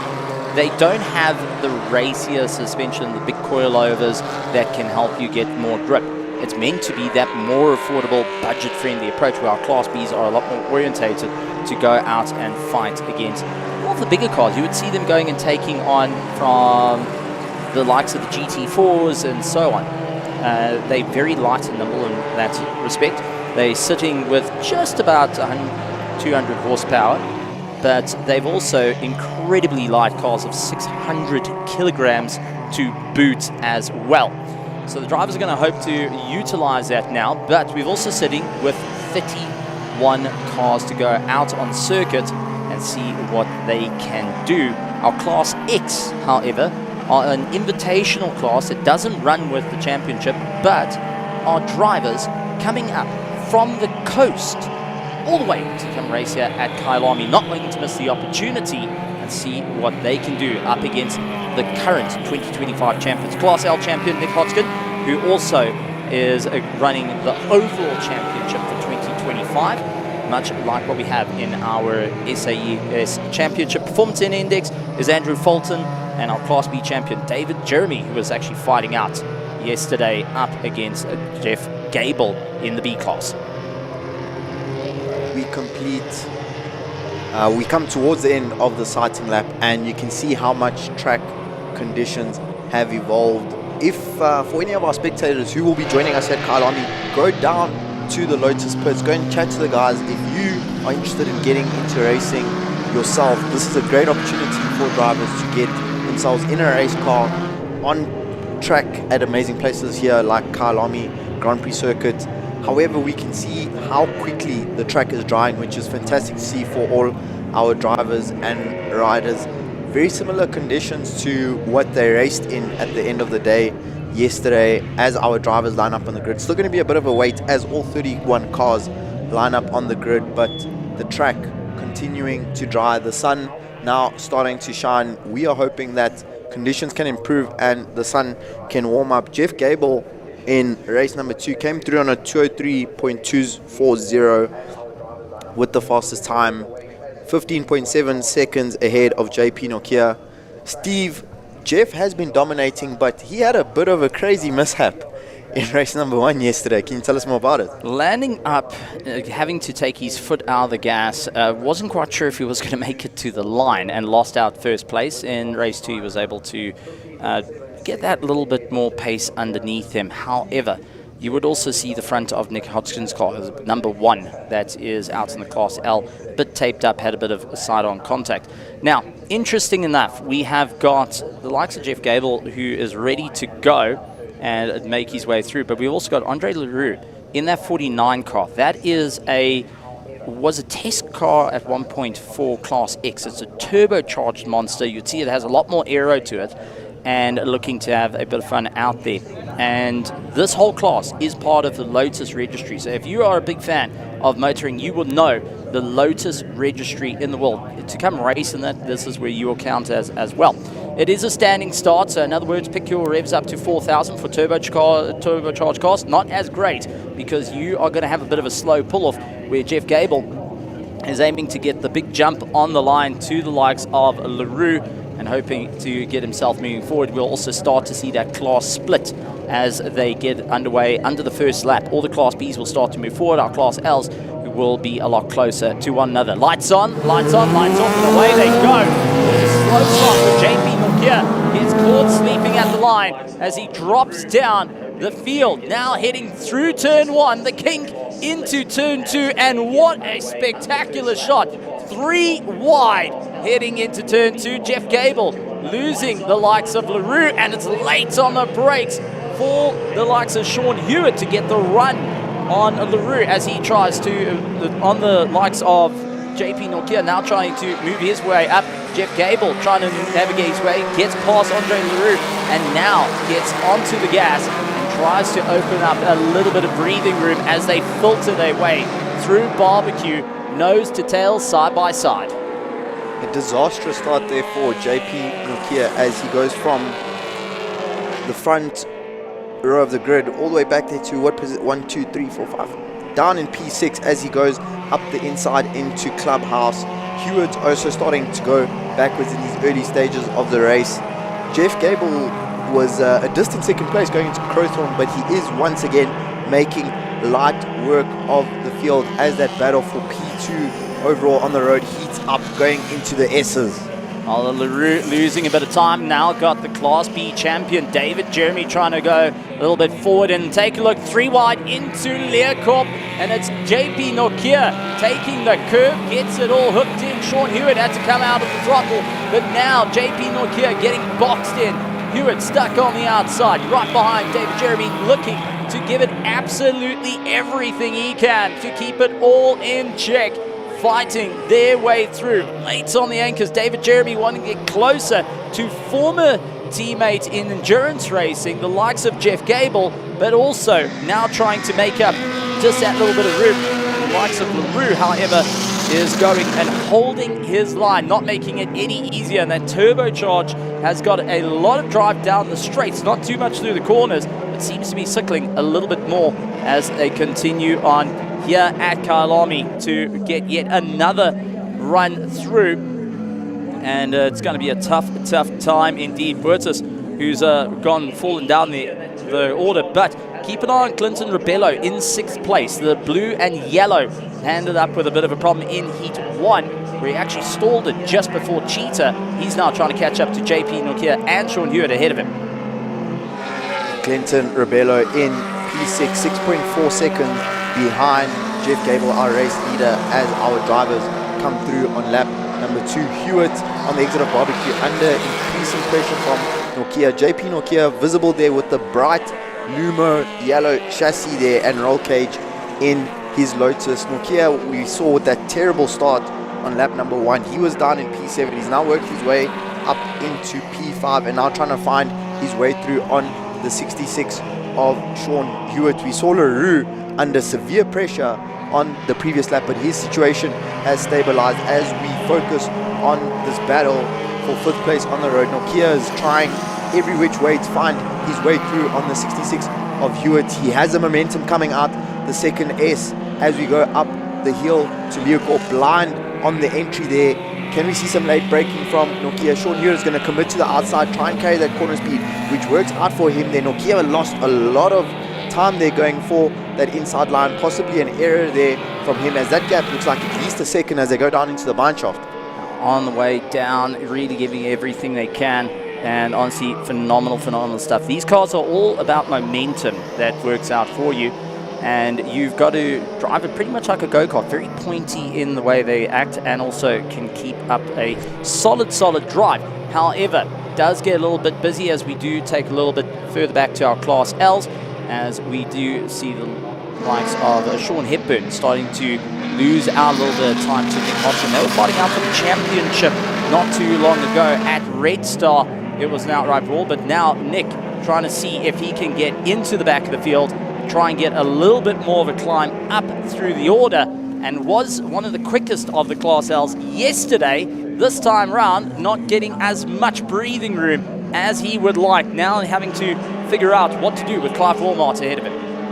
We've got a beautiful battle heating up there for the lead in Class L.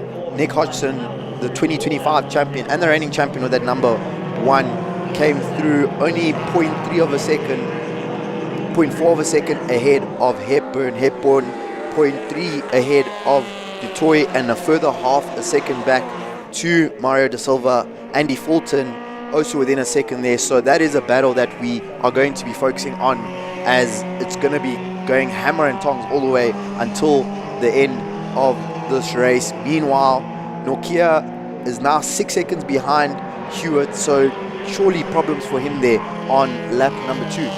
Losing out a bit of time. Fast lap of the race set by LaRue, trying to get that little bit more of a push. A 2:04, trying to get a little bit of a climb. Here is a replay up through the sweep, and you do see side-by-side moments all over the show with one spinner.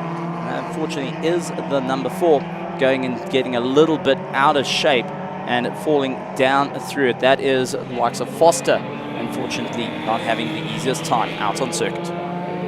That is the second spin we've seen today at the Juske sweep. We saw some Woodley in the GT Cup going around earlier there. We've got two drivers side by side going down the hill on the exit of Eurocorp. I believe that is Hepburn with Dutoy and De Silva right on his case, right behind him.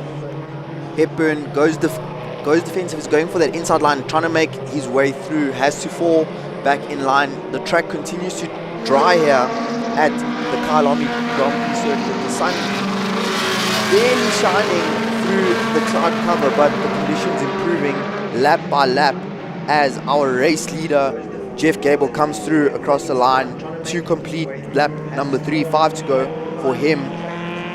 He is being matched by LaRue for pace at the moment, a 204.174 for Gable last time around. LaRue on a 204.281, so only a 10th between those two drivers. JP Nokia, after that challenge on Sean Hewitt, unable to recover at this stage of the race, as he is now 14.9 seconds behind our race leader. Nick Hodgson continues to lead, only half a second separating him and Hepburn. And Dutoy has lost 2 positions in that Class L battle. Andrew Fulton now up into 4th in the road in that class. De Silva now up into 3rd in the Class L race. Non-stop action there for the Class L honours. Well, that's it. And you've also got the likes of Rachel Duplessis, daughter of Rolf Duplessis, who is in a bit of a tango with the like of Nick Hodgson, Sean Hepburn, and the likes of De Silva. She is trying to go up on the inside, Nick around the outside of the Class B. Remember, he's got a car that is, in terms of capabilities, a little bit slower than the Class B cars. But for Rachel, she needs to try and figure out how to get clear, how to keep going, and where to carry on. A lot of our drivers having to slice their way through. Our Class X driver of De Silva in for the fight, trying to see where on earth he can get a little bit of momentum at this time of the game, wanting to get clear of Sean Hepburn, Nick, and get onto the back of Rachel Duplessis, who runs further up ahead, but getting constantly hunted down by Fulton behind. And Andrew Fulton is actually one of the drivers for the MMG Ford team and have been part of the team championship in the Lotus registry. One of the very few categories in South Africa that actually have a team championship. Hodgson closes up to Hodgson being closed up on by Hepburn there at the Crocodiles. And one of the things, Steve, that you highlighted earlier in this race is how important momentum is in these cars, because we saw Dutoy making a maneuver there on Fulton, I believe it was. Fulton got the smallest of slides into the first S and immediately started going backwards. Yeah, just that little bit of momentum drop off. Now, I did say they're about 200, they're actually just under 100 horsepower, so apologies on that one. But the driver's having to try and figure out what is the better move around, as we see Duplessis going around the outside, late on the brakes, sends it through. Nick Hodgson trying to keep the solid defense, goes on the curve, really tries to keep it in check, immediately getting a lot of pressure brought on by the 57 of Sean Hepburn, who was fighting out for the championship not so long ago in the class, and now looking to see if he can rejoin the fight. The likes of Dutoy a little bit further back, hoping to get the run at the moment, wanting to just see where on earth the likes of Jan Dutoy can get that movement up into the Class Ls, as Nick Hodgson around the outside through Sunset, very brave, gets a bit of a snap oversteer on the exit, late on the brakes. Rachel Duplessis, however, going and losing that little bit of time, will be cheered on by her dad, Rolf Duplessis, saying, come on, keep going, keep going. There's an opportunity here in the pack, but Sean Hepburn immediately trying to stay on the back and see if he can gain some time. This is all about late on the brakes to make that move, to get a little bit further up in the order. Who is going to be the last of the late breakers here at Kyalami for our Lotus Cup, our Lotus Challenge?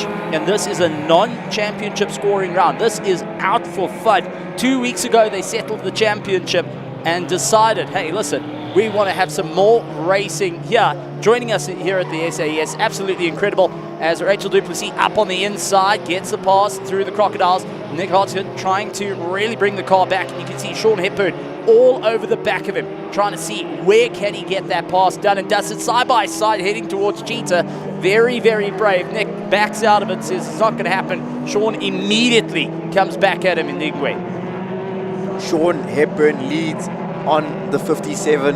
I think that's the third time him and Nick Hodgson have exchanged positions on this lap number 5. Duplessis right behind them, ready to pick up the pieces. So we have a breakaway trio leading there in Class L.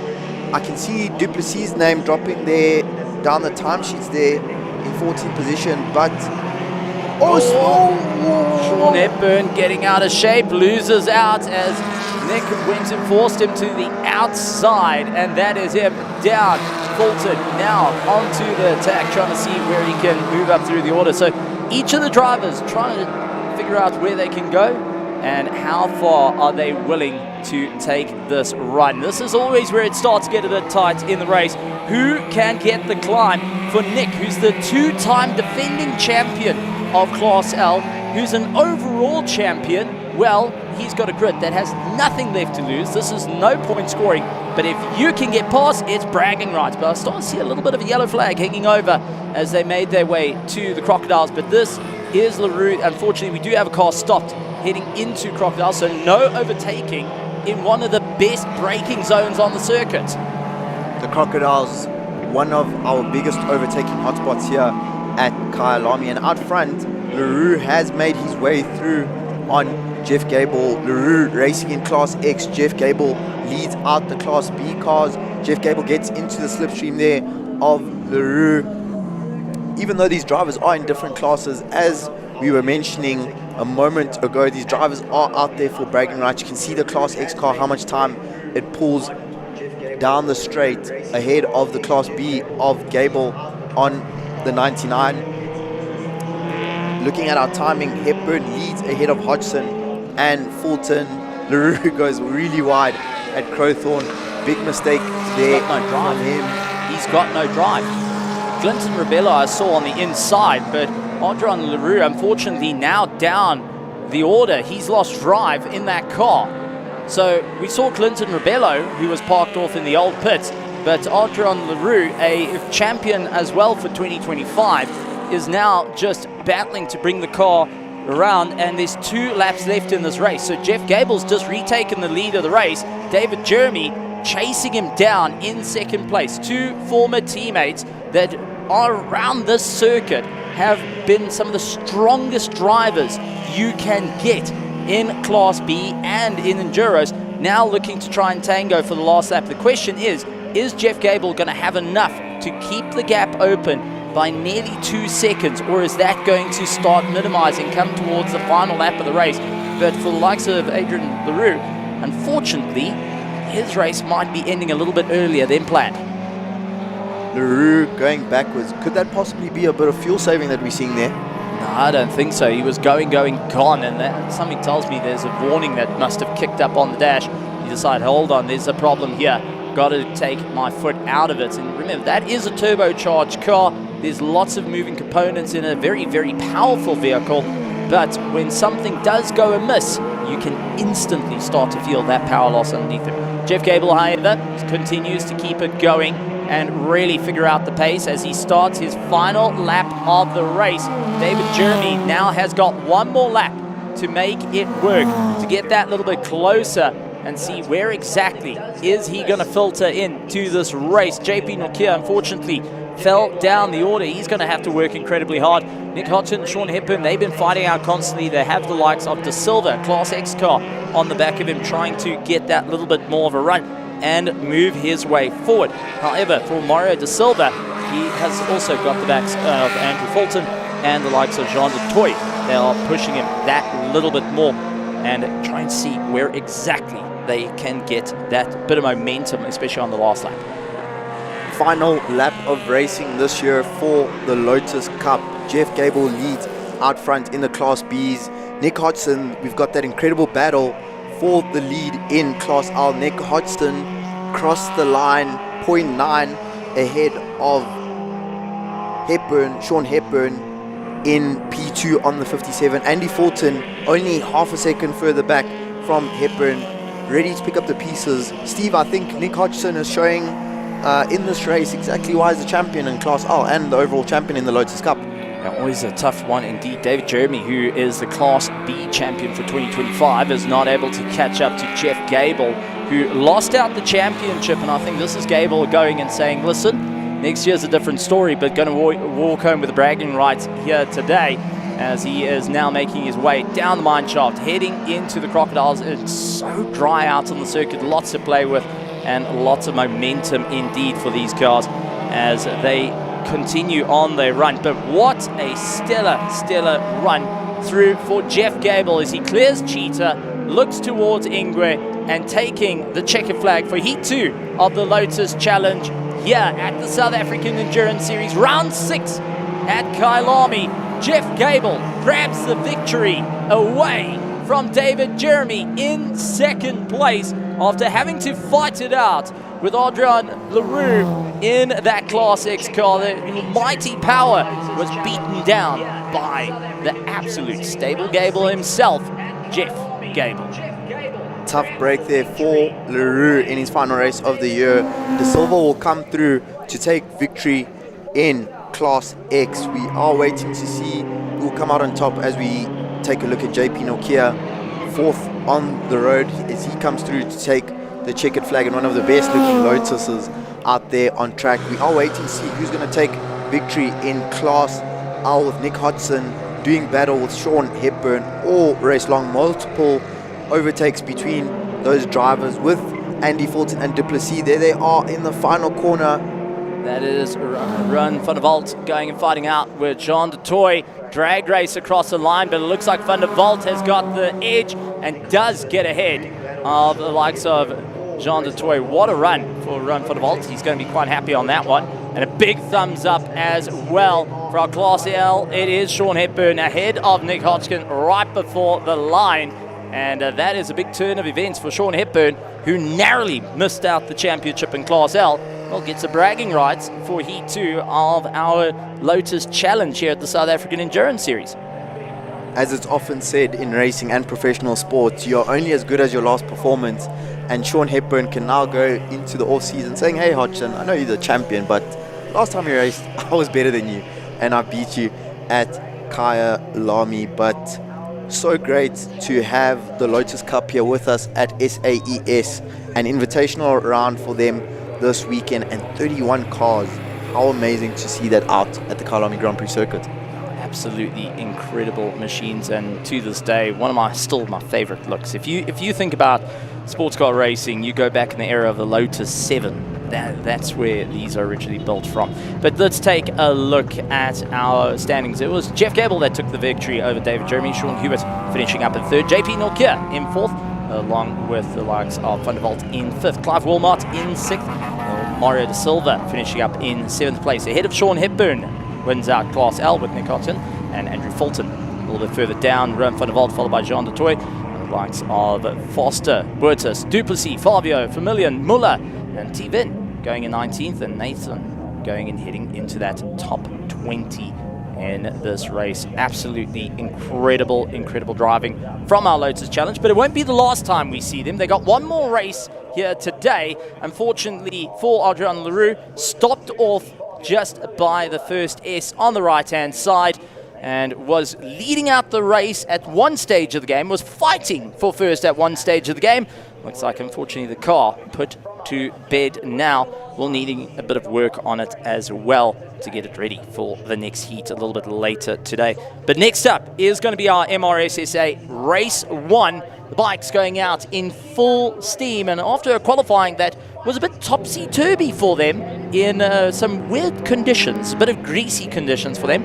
Now all of a sudden, it's dry as a bone.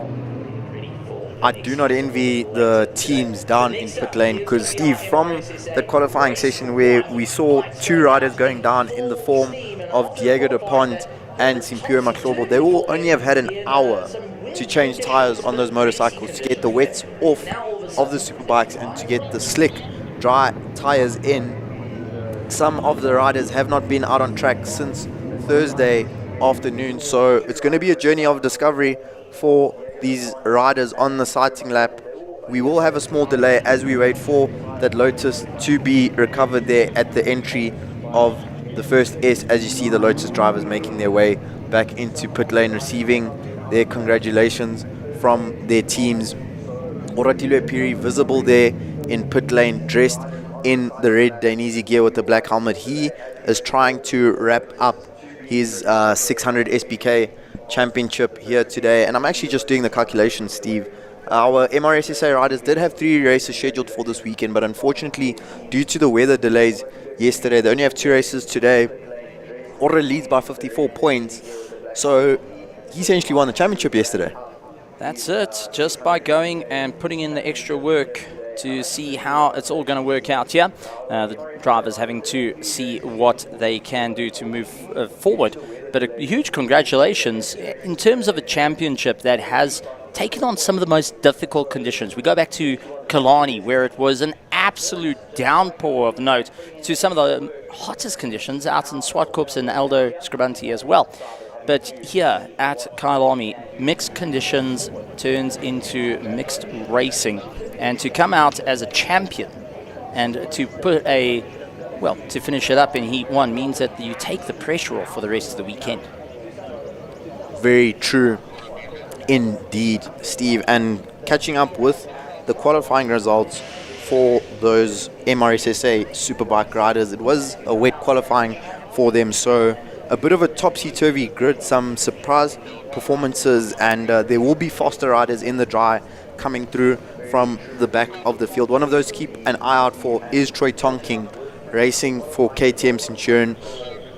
He qualified 7th after a crash in quali, but if you were with us in May, you remember him having that insane battle all the way to the checkered flag. Photo finish at the line between him and Oratile Piri. So Troy has got some work to do in the dry. However, Dave Varinga came through with pole position, our unlimited 1000 SBK championship competitor. Dave Varinga only 4 points behind Jordan King. And most importantly, Steve, Dave has 5 motorcycles in between him and Jordan King. And at Swartkops, Dave was incredible on the starts, making the absolute most of that launch control on the BMW. So looking at that championship battle, which is the tastiest that we have here on the Superbikes, Dave Varinga starts in prime position to put himself in a position to claim that championship in race number 2 later this morning. It's going to be an interesting race indeed. And tickets are still available if you're going and wanting to join us here at Kyalami. We've got DJs, we've got sim racing, we've got incredible racing hitting the circuit. Later on today, we will have our 9 hours of Kyalami. You can get tickets at the gate. Kids under 12 get in free as well, which is always wonderful to have. And to those that are out in the virtual grandstands, out on the legendary service of Prime Media and also out on YouTube, a massive welcome to you guys out there in the virtual grandstands. Wonderful to have you here.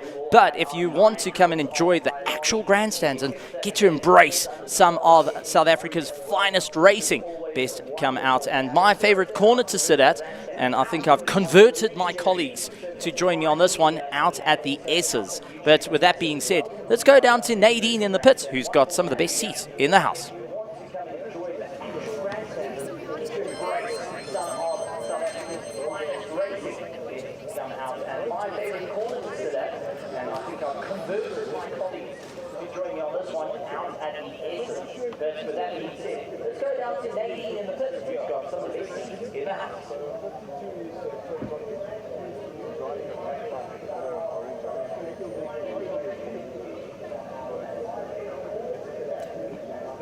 While we just getting some sound sorted out for Nadine, saw that there was a little bit of basketball being done. Not quite a strong arm to do it, but I definitely want to go give it a try. That's out in our fan zone, where you get to have a little bit of fun. In that same area, you've got all food areas. You can go and purchase all little trinkets as well, but also our DJs will be going out and having a bit of fun. How about you and I? We go and try out a little bit of basketball. I know that we've also got the cancer spray and shave-a-thon as well. I'm still trying to figure out what sort of hairstyle to go for. I think some GT stripes I'll land up a bit quicker, maybe a little bit better than you with the basketball. Steve, I'm not the best with ball sports, so you can maybe take that challenge up with Nadine and Chloe.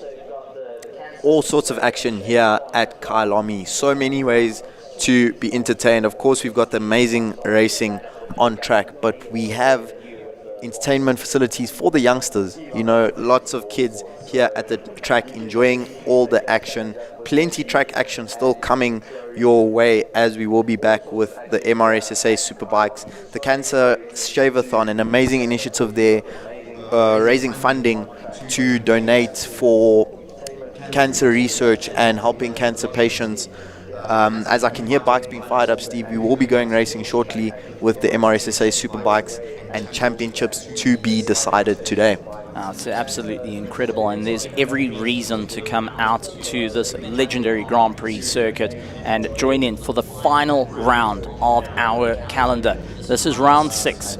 This is make or break for all the championships, from our SA GT Cup to our SA Super Trophy, all the way through with our Sports and GT, with our likes of our MRSSA to see what they can do, and not to forget our South African Endurance Championship. Right across the board, will be looking to stay out on top and see who's going to get the victory. I mean, this is every reason to come out to the legendary circuit, plus come and enjoy all the festivities that are happening around the circuit as well. There is no reason to be sitting out and just waiting for it. And, well, the sun is coming out. It is getting warmer. The day is getting brighter, better, and more amazing, as we do have our cars towed off at the moment. They will be ensuring to stay in for some fun. But MRSSA out on circuit, and with the fastest commentator in South Africa, who was in the same category, Temba, the pressure. How is it in the pits now, considering it's all for the chips on the table? Pressure is high, Steve. The last time these riders would have experienced a dry track was on Thursday practice. No dry running yesterday with rain heavily affecting track proceedings yesterday. So this sighting lap is a very, very important sighting lap for all the riders, because as they're going around, they need to establish how much grip is out on the Kyalami circuit. The track started wet this morning. They did a wet qualifying. First time on dry/slick tires for our riders here on the sighting lap of race number 1. You can see Dave Ringa, our pole position man. You can see that white stick on the front of his front tires, so he's got brand new tires. Going into Crowthorne, that damp patch is thankfully gone, but Steve, I'm predicting, Boikanyo Mabaso getting sideways there on the sighting lap as he goes into the crocodiles. Steve, I'm predicting chaos. I don't want chaos for the riders, but chaos is good for us, the neutrals, in terms of entertainment. As you can see, a couple of damp patches there on the entry to Crowthorne. Those will not affect our riders. And what a period on the outside. Lap number 1 on the 600. That's what I'm predicting. Oh, this is going to be a bit of a wild, wild ride for them. And as they will be doing a standing start like we saw with the Lotus Challenge a little bit earlier, this is where it gets down to who's sleeping on the line and who's able to get that front wheel working with them, sticking to the ground. We go back last year where the very same MRSSA battled to get themselves going. They revved it up, they got themselves all ready to go, and a couple of wheelies coming out. One of them, Clive Turnbull, having to try and catch himself at the start.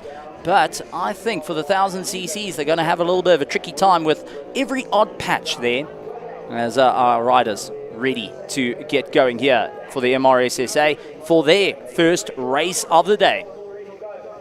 You can see at the bottom of our screen, Simphiwe Mahlobo just having a small challenge there, finding his grid spot. So he's had to dismount from his Yamaha R6 to line up at P9 on the grid. Just going through our top 10 as they line up. Dave Ringa, Dieter Huiseman, and Oratile Piri on the front row. Sia Shabalala, Clive Turnbull, Jordan King on row number 2. Troy Tonking, Ryan Fata, Simphiwe Mahlobo on row number 3. Jean-Andre Ferry, Rob Ferreira, Boikanyo Mabaso on row number 5, and Diego DePont. I'm trying to see if Diego is on the grid, Steve. I'm not seeing him yet at the moment. Diego is that rider who had that huge high side in qualifying, which brought out the red flag. I'm thinking he should be out there because that wasn't a very, very big crash. So I'm hoping that Diego DePont is out there on the grid. He's been racing over in Spain this year, so he will be wanting to bring that international experience here to SAES and MRSSA Superbikes. It's going to be an interesting run-up of note. Now the question comes in, who's going to get the jump off the line? Who's going to be able to charge their way to the front? Championships on the line. And it all comes down to this. Lights on, lights off, and away they go as they all launch off the line. Sia Shabalala from P4 got an incredible start as he goes side by side with Dave Varinga. Sia Shabalala leads for a moment, but Dave Varinga has the inside line. Troy Tonking on the KTM from P7 already up into P2. We did forecast Troy Tonking would be one of the riders charging forward. Oradile Piri slides in behind Jordan King. Boikanyo Mabasa just behind him. Troy Tonking will want to be getting ahead of Dave Varinga as soon as possible. Troy is the faster rider in the dry. However, Varinga is fighting for championship, so he will be going full send as they go into sunset on lap number 1. Troy Tonkin on a brand new bike and recently scratched in warm-up. Now trying to figure out where he can go and absolutely booking it on the inside to try and take the lead over the race. But it's gonna be a fight up and down through the order as they make their way. First time in anger into the first S. Tonking now starting to get a little bit clear on the KTM and starting to open up just a little bit of breathing room. Troy Tonking leads on the KTM RC8, making his way through on Dave Varinga on the exit of Clubhouse.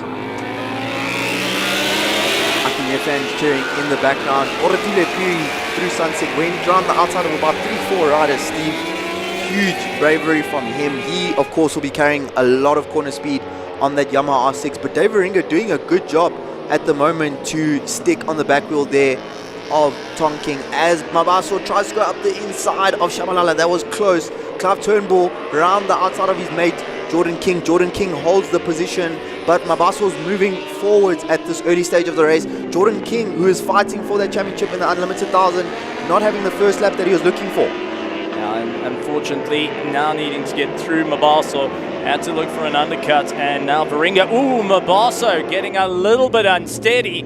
And if I can tell you anything with my colleague going and putting his hand up, tells me that that is a moment you really don't want to have in Ingwe. But it's going to be Mabaso with a send down the inside of Jordan King and right up against Shabalala, who had to sit up a little bit there. Boikanyo Mabaso takes the 2-for-1 special going into Crowthorne. Very, very late on the brakes from him. He's coming out with maximum aggression. That was an incredible move considering that he got that big tank slapper on the exit of Ingwe, which did cost him time down the straight. He goes up the inside of King, up the inside of Shabalala, and Mabaso now gets swept around the outside from Jordan King. Incredible racing here in the MRSSA Superbikes. It's King versus Mabaso versus Turnbull versus Shabalala and Dieter Heiseman there at the back of the group, needing to make some progress on his 2025 Panigale V4. I mean, this is just absolutely wild. Troy Tonking once again in the fight with Dave Varinga. The 600 not quite having the run at the moment to get ahead of our Unlimited class, but Troy Tonking just constantly going and fighting it out. But as far as I'm aware, that engine is not quite a 600 that's sitting on that KTM. The KTM essentially a GP2 bike, so it's got a 899cc motor, so you can think of it in your head similar to the new gen supersport bikes that are coming out, the likes of the Yamaha R9 or the Panigale V2. Troy Tonking putting all of that KTM power to good use. Dave Varinga is doing a really, really good job to go with Troy Tonking here. Dave Varinga chasing that championship. He will be very comfortable with the position he's in. He's using Troy Tonking as that reference, helping him pull. Tonking is helping pull him away from the rest of the group. Oradile Piri, 600 champion elect, still in that P3, catching up with the time. Troy Tonking a 150.589. Dave Varinga was the fastest rider on track last time round with a 50.371, and Mabaso's gone backward. Turnbull and King going forwards in that huge mid-pack battle for fourth on the road. For King, championship honours on the line at the moment, doesn't want to be caught out. Clive Turnbull, on the other hand, getting a stellar drive out of barbecue, continues to climb his way through. Sia Shabalala, however, has been trying to get together and trying to get a little bit of pressure taken off him, as Heiseman going and trying to close down the distance every which way possible. But for the likes of Jordan King versus Clive Turnbull, these are two riders that have raced against each other for many, many years. They know each other, how to push one another that little bit harder. For Jordan King, if Clive Turnbull gets ahead of him, well, that championship is a chef's kiss goodbye. Fun fact there is that Clive Turnbull is friends with Jordan King's dad, about 20 years age gap between them. So Clive is actually Uncle Clive, I would say, to Jordan. But whenever you are at the track, those guys do everything together. They test together, they race together. So I think Clive will be enjoying that battle because Jordan normally quicker than Clive, but Clive really turning on the burners today. Troy Tonkin comes through Cheetah, going into Ingwe. 50.5 last time round for Troy. He will be looking to get sub 150. I think Troy's goal would be 49 or 48, which is 1000cc times essentially on that 899. Dave Waringa has not let Tonkin get away at this stage of the race as we wait for them to come across the line. 50.143 for Tonkin, so 0.2 away from that sub 150. We've got to also point out it's Troy Tonkin's bike, the only one of its kind in South Africa that is going and racing in South African circuit racing. We get to see it at full tilt here today up against, well, it's competition that it was built for. Jordan King, however, now having to keep an eye over his shoulders as the likes of Turnbull and Mabaso is closing that little bit onto the back of him. Mabaso, who we saw with the aggressive braking, hoping for every overtake, is going to be trying to figure out what can he do to stand out on top. Mabaso has responded on that lap. Clive Turnbull is the Open SBK champion in 2025. He has entered the unlimited class this weekend, and as we look at these three riders on screen, so it's King in front with the blue and yellow, Turnbull in the middle with the white and red, and then the blue and red bike just behind is Mabaso. So this is second, third and fourth in the unlimited 1000 class. So one of these riders is going to be very disappointed because he's going to find himself off the podium. Mabaso is doing a great job at the moment to stick with Turnbull and King. As you see, Mabaso makes up time on the brakes up the hill. So Turnbull and Mabaso closing up on the back wheel of King. King having to defend at this stage of the race. Dave Waringa, 50.1 last time round for him. He's 14.4 seconds ahead of this battle as Mabaso up the inside, Turnbull around the outside. Turnbull tries to go around the outside of King, unsuccessful. He opens the door for Mabaso to get himself back into P3 in the unlimited 1000 class. That is P5 on the road. Mabaso, we've seen him being the dive bomb specialist on the brakes. He tries to go up the inside of King into Ingwe, not quite coming right there. He's going to run wide as a result on the exit. Better drive there for Jordan King. Steve, I'm predicting a couple more dive bombs in this battle before the end of this race. I think you can absolutely send it of note, and the drivers just having so much fun out on circuit, seeing where they can go, how hard they need to push to get that little bit of a run. Mabaso, unfortunately, running out wide out of turn 2 and is now losing complete drive, and that is not quite what you want to be seeing after having a stellar run. It is absolute chaos falling for him and frustration underneath that helmet of note.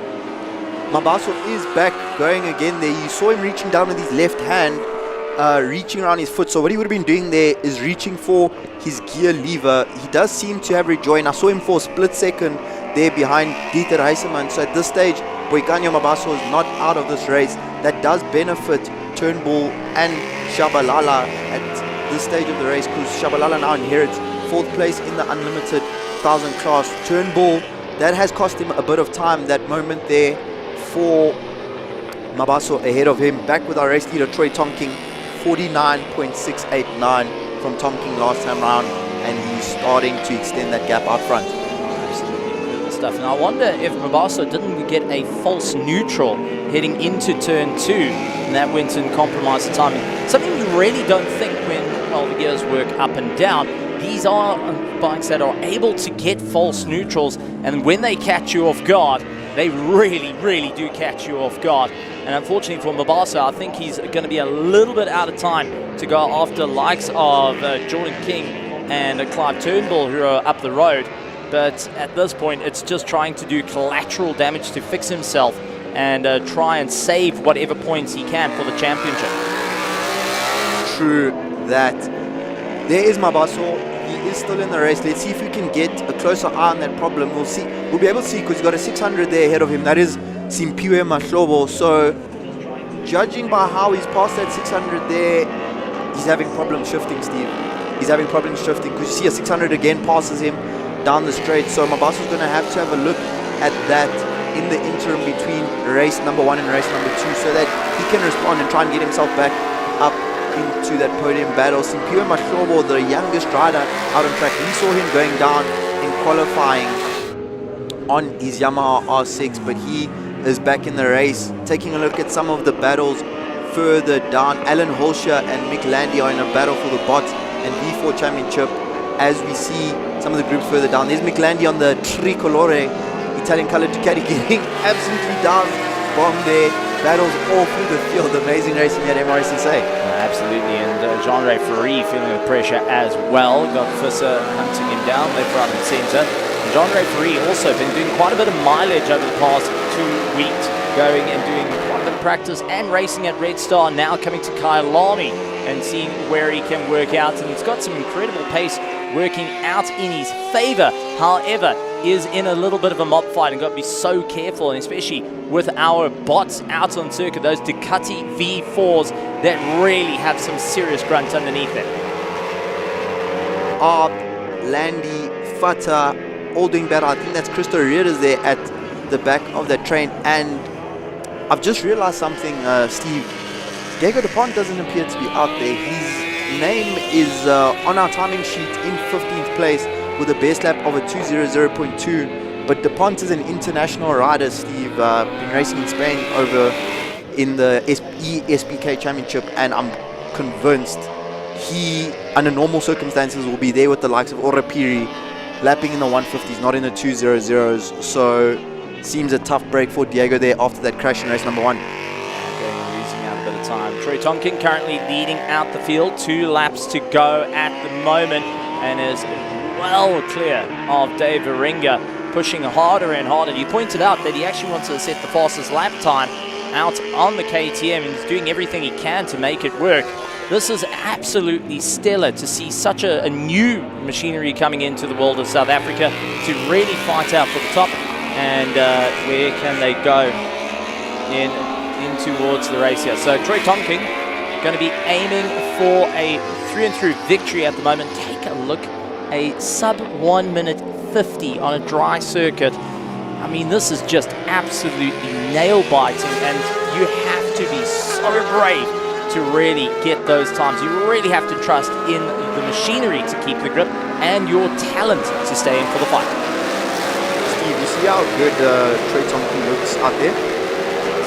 You know he's not even old enough to vote or legally drive a car. Well, now I feel old. Thank you very much. I've just aged 40 years on that one. As we catch up with the battle further down the field, so it's Landy versus Landy up the inside into Clubhouse, goes for the block pass, successfully makes his way through there on Gavin Arp. That is a battle in the bots. These are some of our elder statesmen in the MRSSA categories, but they are battling as hard as if they were as young as Troy Tonkin, our race leader out front. Arp losing some time there. We are missing Leon Horn, who we would have loved to have seen out on track today, but he did get injured at Swartkorps after a crash in practice. He's been a dominant force out in the bots this season, one of the fastest riders out there. As we catch up with our race leader Troy Tonkin out front, in second place is still Dave Varinga, who has dropped into the 152. So Dave will extend his advantage over Jordan King in their championship battle. Oratile Piri on his final lap, third on the road, leading out the 600s ahead of Jordan King and Clive Turnbull. Clive Turnbull still 1.5 seconds behind King, so unable to get ahead of his buddy, and Sia Shabalala not a long way behind them.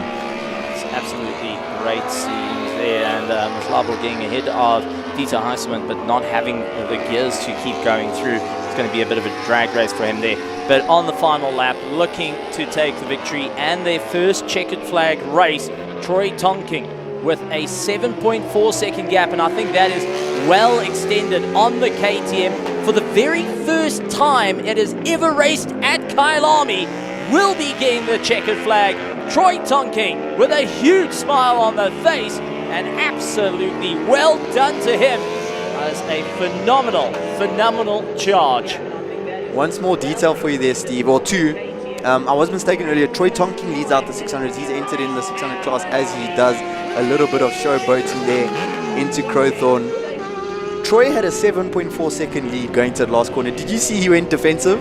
He went defensive and 11 second at the end of it.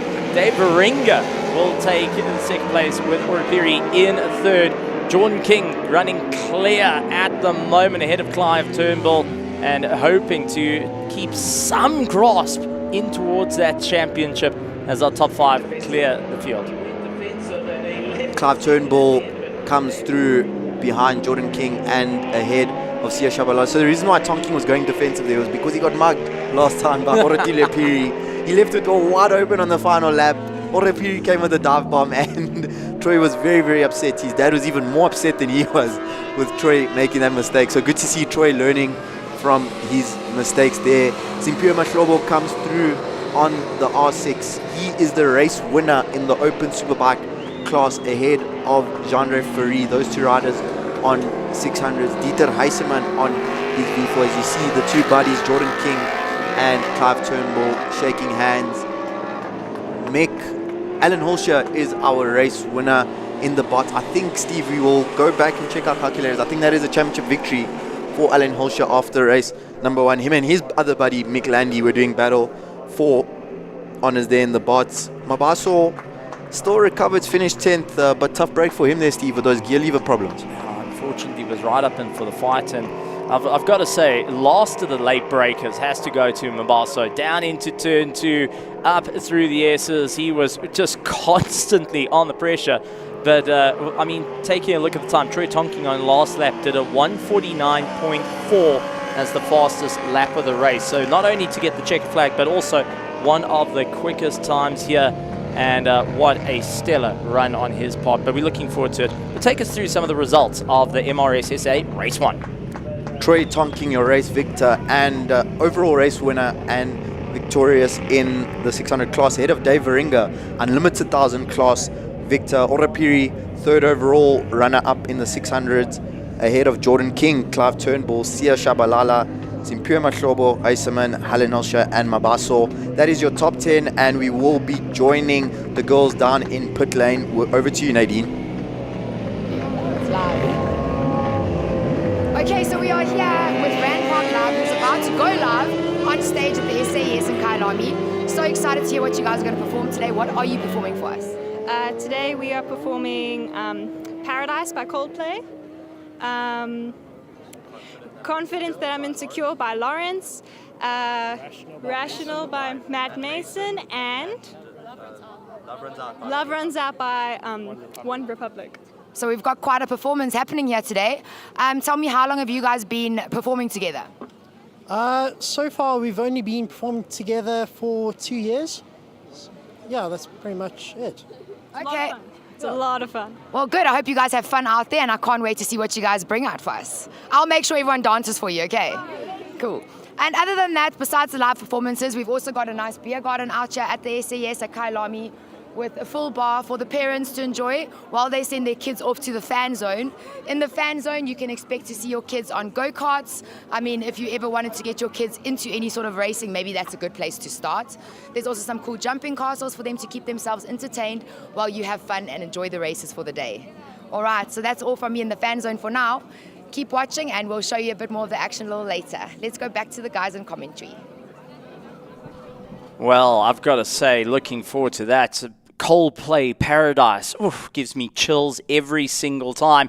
And here at Kyalami, making not only just another race weekend, but is giving it a bit of a festival vibe of note. Not only that we've got some incredible cars, some incredible drivers out there, but also giving you a bit from all the different cultures that we get to hear in Joburg, whether it's singing, artwork, even some creative ideas. And our fan zone has got everything out there for you to keep an eye out for. But we're going to be moving on to our next race of the day, and this is going to be our GT Cup and Sports and GT heading out for their race 2. Recap on what happened, where we saw a last lap run for Lataka to take the victory ahead of Damien Hammond in the Mercedes.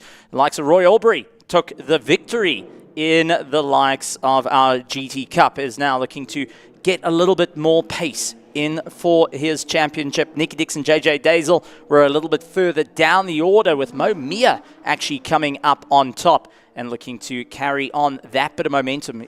Before we headed into round 6, he was 4th in the championship, and seeing how it's going to go. With that being said, we're looking forward to seeing how our drivers go, and just being rejoined by my co-commentator, going and peering across the circuit and looking at it. I mean, giving that bit of a cheer to all the riders coming in after a successful run. I'm sure you saw all the big smiles down in the pits, but also now the competition heating up. And, well, I've got to say, from your 2 wheels, which you enjoy, to the 4 wheels that I prefer, it's going to be a bit of a fun one. You're the yin to my yang, Stephen. The racing is heating up and track conditions are heating up, thankfully. Looking out the commentary window, the clouds are dispersing, the sun is shining. It is a beautiful day here at the SAES 9 hours of Kyalami. SAGT Super Trophy and GT Cup now on their sighting lap. Olile Litlaka was our victor in race 1, narrowly ahead of Damien Hammond. All the drivers now will be on slick tires, because that race did start as a wet race with a drying track. So some more exciting action coming up ahead of us. And it was all about who was going to take the gambit at the end of it, of note. But now the question comes down to this. Who is going to have the run? Who's going to push that little bit harder? And now they all equal on their tires, and seeing where it's all going to end up. And, well, I think it's going to be one of these epic battles of notes. Nicky Dix is still looking to recover some time. I do want to point out where some of the racing, where we go back to our Sports and GT earlier in the year at Swartkorps, it was the likes of Andrew Horn to get the victory ahead of Mike Verrier. Ulisani got 3rd, but all 3 drivers not going and having an easy time. The likes of Mike Verrier is not even here this time round, but it came up with the victory of the likes of Lataka, who wants to stay in for the championship running. But in terms of the championship, Lataka still is now going to be closing that gap a little bit more to the likes of Damien Hammond, just that little bit closer. So Lataka on 282 points, Hammond on 374, but there's still 2 races to go in for our Sports and GT and our GT Cup. They're looking to take the run. We do see Momia's car ready to go, and this time all put together, not spinning around on the formation lap. I had a chat to Momia. He said that he wants to try and keep his mind absolutely focused on the racing at hand right now. Doesn't want to stress himself out about the championship, because the moment that you start thinking about the championship, you start thinking about those points, you start looking beyond your brake markers and can just push yourself a little too hard. So focusing on the here and now versus the future. Keep an eye out on Wayne Roach, who's now a lot closer to Roy Aubrey. If we go back to Swartkorps, those two had a bit of a moment with one another and sorted it all out. And it was quite funny to see this morning. Roy Aubrey's like, buddy, just remember, I'm around, eh? I'm going to keep in front of you. With Wayne Roach turning around saying, well, you don't quite have as many cylinders as myself. I'm going to give you a good chase here at Kyalami. Beautiful to see Andre van der Merwe and George Vakamides at the back. Also, George Vakamides' nickname is Archimedes. That was actually given to him way back in the 70s and 80s. So George Archimedes instead of George Vakamides. The judge out there, Julian Familiaris, getting himself ready to go in the Blue Sands IRC Mustang. Will be a little bit closer to the sharp end of the field this time around. Dry conditions. Who is going to be the big ones to get the power play here at Kyalami for the second heat of our GT Cup and Sports and GT that will be looking to fight out for the championship? We know of one champion, and that is Charles Arunges in the GT Cup. However, for our SAGT Super Trophy, it is on the line between our front two cars, Lataka from Into Africa and Damien Hammond in second place, looking to really get the jump off the order. I mean, this is going to be interesting. Into Africa versus Samlin, front row, and turn 2 is going to be the hard braking zone. It's a warm tires, warmer circuit, dry lines. My heavens, who's the last of the late breakers here? And do not count out the likes of Gianni Giannaccaro sitting there with the Audi R8, who is going to be the spanner in the works that can change the points. Remember, he's sitting 29th in the championship. He's got no problem at the moment. He's nothing to lose. But is the joker in the deck to go and switch up the championship for the likes of Lataka and Hammond?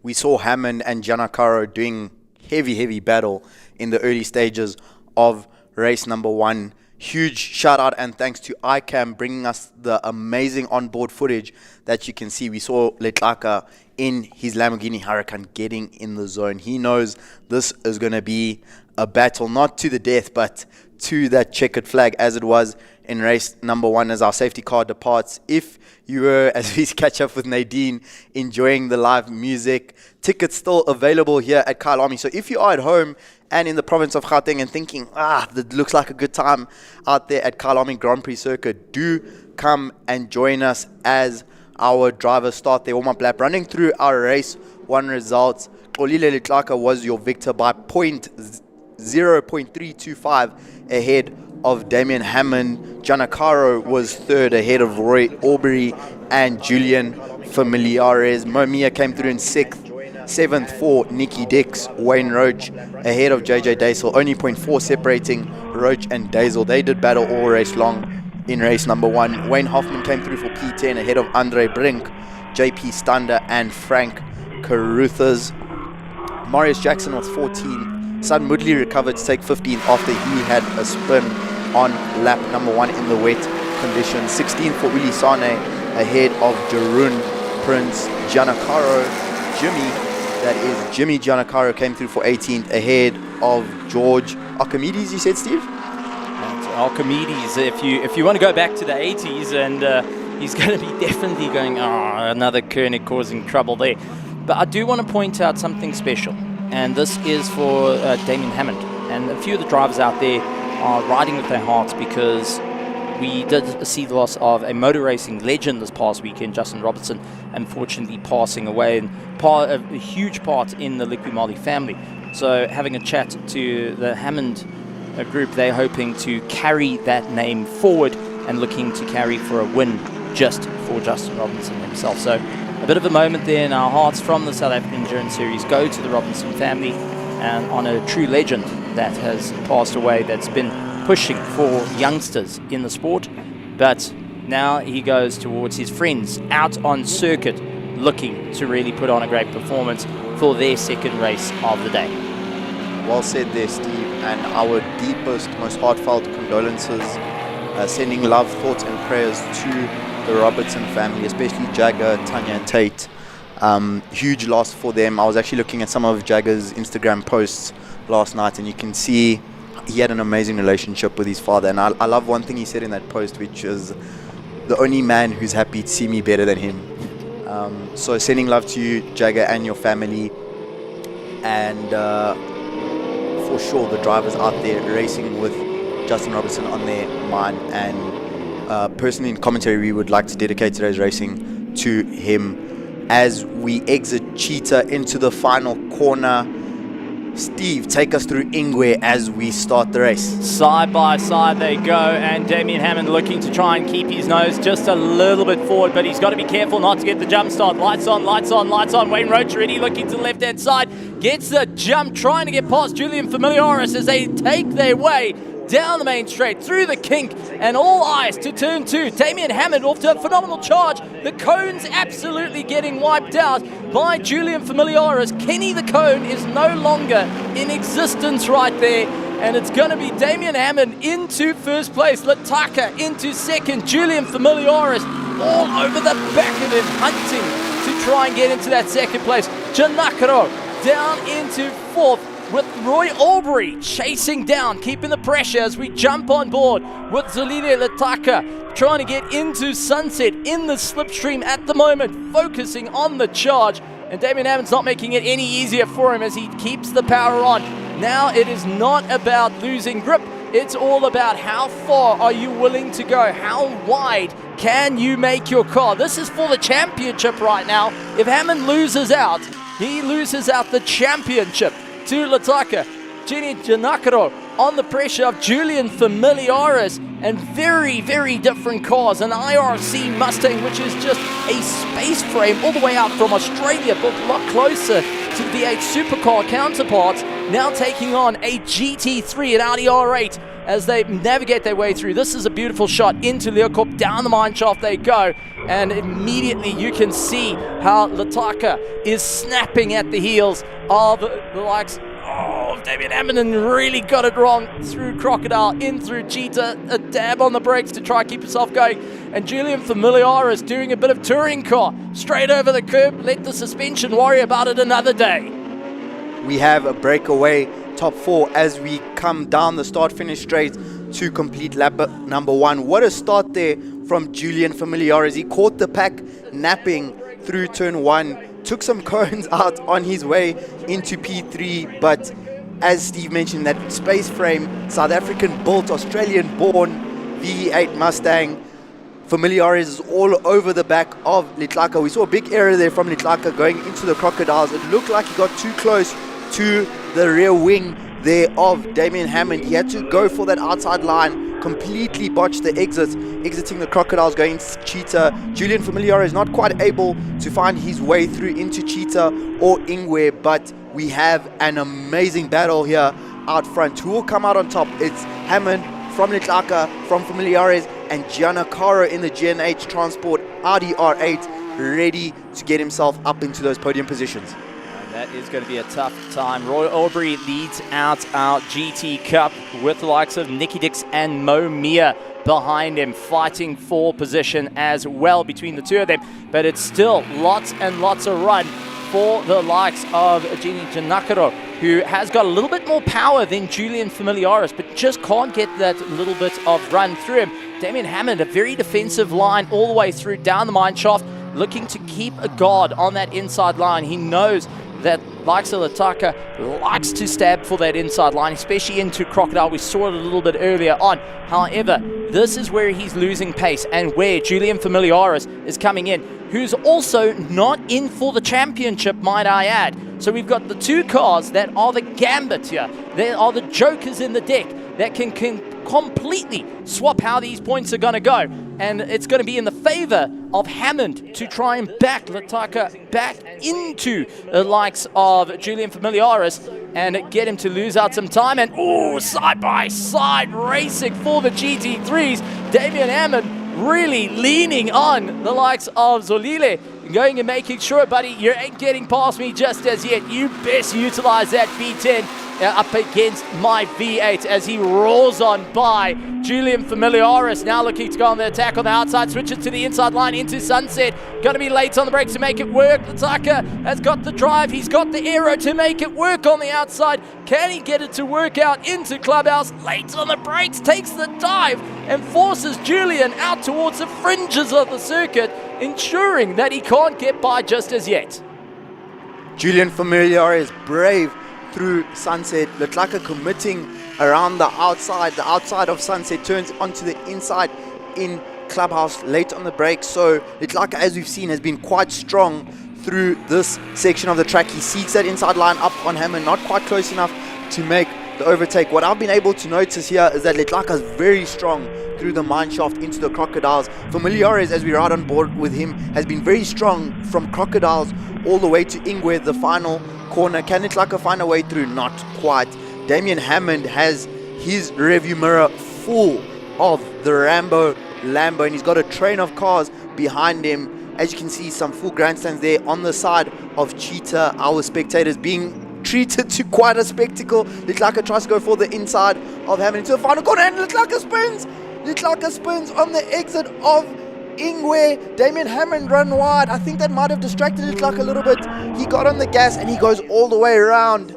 Tough break for Inter Africa Racing as Familiaris goes around the outside of Hammond into Crowthorne. Well, if Hammond can get the victory here and make sure he stays ahead of Julian Familiaris and the likes of Gini Janakaro at the moment, it means that he has got this championship locked down because he is now clear of Lataka. He is absolutely hammering on. The question is, can he hold back the ongoing fight with the likes of Julian Familiaris, a multiple national champion in V8, and the likes of Janakaro, who is a multiple national champion by himself as well, and is a second generation driver having a go. I mean, this is going into a wild situation. We have got 2 GT3s, we got an IRC car in the mix as well. This is turning out to be a brawl, and unfortunately for Lataka, it has all gone completely upside down for him,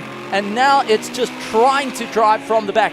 However, we cannot forget our GT Cup with the likes of Roy Aubrey, Nicky Dix, all going and keeping a fantastic run on them, along with Momia holding third place overall in that GT Cup SA.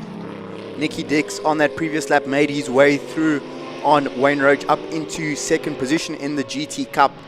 Gianni Giannacaro is the dark horse in this race. He has not made a single overtake, but he's been right there, right on the back wheel of Familiares. Familiares is a man on the mission as Damien Hammond runs wide again on the exit of Ingwe, finds himself off the track. Does that open the door for Julian Familiares to make a lunge into turn 2? He's going to clip another cone. Yes, you see all that, Stevie? It's going to the pit lane exit just to avoid the cone. Up the inside, can Hammond hold on to that lead? He does into the Juxke sweep. Giannacaro again, just watching, he has had the best seat in the house in this race so far. He's been witness to all the action. Steve, I'm predicting Familiares finds his way through and takes it at the flag. I don't think so. I really don't think so. If he keeps being put offline, and don't count out Giannacaro as, oh, Julian Familiaris slow. Julian Familiaris incredibly slow through the likes of Sunset, and the IRC has got a problem. It's a pass for the likes of Giannacaro up into second place. But what has gone on with the likes of Julian Familiaris, that's going to give a bit of breathing room for the likes of Damien Hammond, and absolutely pushing with 4 going 3 laps when they come by left of this race. And let's quickly take a look at the big dive on the inside, and early on the power, the rear just slips out on the Inter Africa Lamborghini, and that was what turned the race on its head. And unfortunately for the likes of the Tucker, it's having to go through the restart procedures to get that car up and going. You can see a little bit of a breath of fresh air, a side-by-side moment as well into turn 2. But do not count out likes of Gini Giannacaro. He's been waiting, biding his time. As you said, the dark horse has yet to make a full pass on an attack. He's been just picking the pieces up from those that have made mistakes. Now, you've seen Damien Hammond a little bit more loose, use those tires a bit more. 3 laps to go as they come across the line, and one opportunity is going to start presenting itself on a Damien Hammond who's going to be a little bit more tired from the defense. My sincerest apologies to Julian Familiares and his team, because that was a classic case of the commentator's curse. Just after I said, yep, I think he's going to win the race, he slows down with a technical problem there. Giannacaro closes on the back wheel of the Mercedes GT3. Steve, where do you think you can see an overtake coming from Giannacaro? Because the gap seems to be yo-yoing between Hammond and Giannacaro behind him, but it seems like whoever's been behind Hammond gets close every lap through the mineshaft going into the Crocodiles. It's going to be mineshaft, and so far has spotted out a weakness through the Yuxke sweep, where Damien Hammond runs out a little wide, losing that little bit of ground, and instantly it becomes a thing. But that's not count out, because now they're catching up to the likes of Georgia Codomines, who is making his way through Leocorp, and you can already see Genie trying to get that pass done and dusted, trying to see where exactly can he get the momentum as they head down the mineshaft. Does look a little bit towards the inside, and this is going to be Damien Hammond holding down some room, middle of the circuit, going to try and sweep across the nose. Giannacaro is going to say no thank you, gets involved, ooh, a little bit of understeer, and had to snap away to the likes of Damien Hammond, and costing him a bit of time towards Cheetah. That could have ended up with a little bit of door-to-door action between the Audi and the Mercedes, a bit of German-on-German car violence there. Great exit on the exit of Crocodile for Giannacaro, pulls alongside Hammond, but unfortunately Cheetah, one of the narrower corners on the Kyalami Grand Prix circuit. You could see from the rear brake lights that Giancarlo was forced to go on the brakes. He now goes for the dive bomb up the inside into Crowthorne. Incredible move from Giancarlo. Sends Hammond off the track. Hammond tried to do it the hard way, committing to that outside line, but we now have a new race leader. Giancarlo has only made one overtake in this race so far, but he's somehow gone from 4th to 1st. I mean, that was an absolute brilliant move. Both these drivers know each other all too well, been fighting out in various categories, but what a stellar move coming in for the likes of Giancarlo up into 1st. The question is, can he hold it? That is going to be the long and short of it. Here we have a replay, Steve, that move up the inside into Crowthorne for Giancarlo. What I really respect there is that he didn't even pull alongside him under braking. He went ahead. Full commitment there from Giancarlo. Now I'm just going to open up the steering as well, forcing the fringe of the circuit to be the next victor on that fight. But next time by will be 1 lap to go for Damian Hammond. He's now in 2nd place, but take a look who's sitting in 3rd. It is Zolile Lataka that is up into 3rd place, which means the points will be a lot closer to one another heading into the final heat of the day for them. And it's going to be a tough time indeed. And let's quickly take a look. This is a bit further back, as we do see a bit of a mistake coming from our number 28 car, and there's JP Stander losing it with the leisure at Crocodiles. Unfortunately, on the braking, getting a little bit too much rotation there, now having to claw his way back into the fight. But the gap's starting to open between the likes of Giancarlo, who puts in the best lap time, his personal best, of a 1:46.4. Damian Hammond was a 1:47.5 that time around, a little bit on the slower side. And looking at the likes of Lataka, his last lap time was a 1:45.2. So Damian Hammond is off the pace on all 3 of the GT3 cars. Leclerc, the fastest driver on track at the moment. A base lap of a 44.8 to 45.2 for him last time around. That gap between Leclerc and Giancarlo, or let me say our race leader, was 10 seconds. It's now come down to 5. So keep an eye out for Leclerc in race number 3, because he is showing he has got race winning pace. Damian Hammond, unfortunately, not able to respond on Giancarlo with half a lap to go. Back markers, our leaders are now into the back markers. We hope that the back markers won't affect this battle for victory. A valiant effort though from Hammond, leading that race from the beginning under immense pressure. 3 top class drivers breathing down his neck. He didn't, I wouldn't say he cracked under the pressure. Just Giancarlo just had that little bit extra to get himself into the race lead. Yeah, just waited his time, waited for the tires to come to him. JP Stander now getting the likes of Giancarlo coming on by with the Audi R8, and right behind him is Damian Hammond, who will have to sit behind JP Stander heading into Cheetah. Never mind, he took the dive on the inside and said, forget this, I'm going to try and close the distance. But coming up to the checkered flag after a hard-fought fight goes to the likes of Giancarlo, taking the victory with Damian Hammond in 2nd place. Zolile Lataka will take 3rd place of our SA GT Super Trophy on a stellar drive for our GT Cup SA. It is going to go, once again, a double victory to Roy Aubrey, with Nicky Dixon, Mo Mia following up behind him.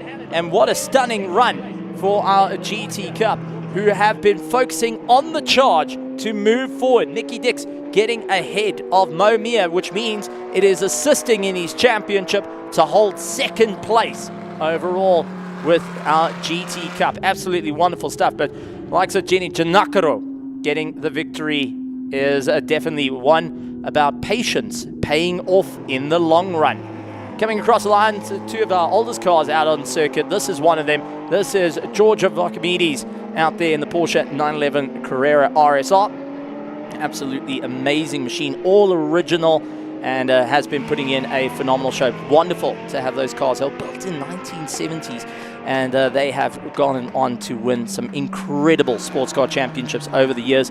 We get to see them racing here in South Africa, and especially for round 6 of the South African Endurance Series. And to those that are getting to watch all the action, whether you're here at the circuit, around the grandstands, from the main straight all the way through to the S's. I know there's a certain blue gazebo that's got some ultimate fans that are out waiting by the S's, but also to you out in the virtual grandstands. A massive welcome to you all, and welcome to some of the best racing in the countryside as we take a look at our results. It is Gene Janakaro who takes a victory over Damien Hammond. Zolile Ataka finishes up in third place. Roy Aubrey wins out for our SA GT Cup, followed by Nick Dix, Mo Mia, Wayne Roach in 7th position ahead of JJ Dazel, Sun Mudley into 9th, and Jeannie Janakaro in that Nissan GTR takes the top 10. A much better showing for Janakaro in race number 2, up into P10.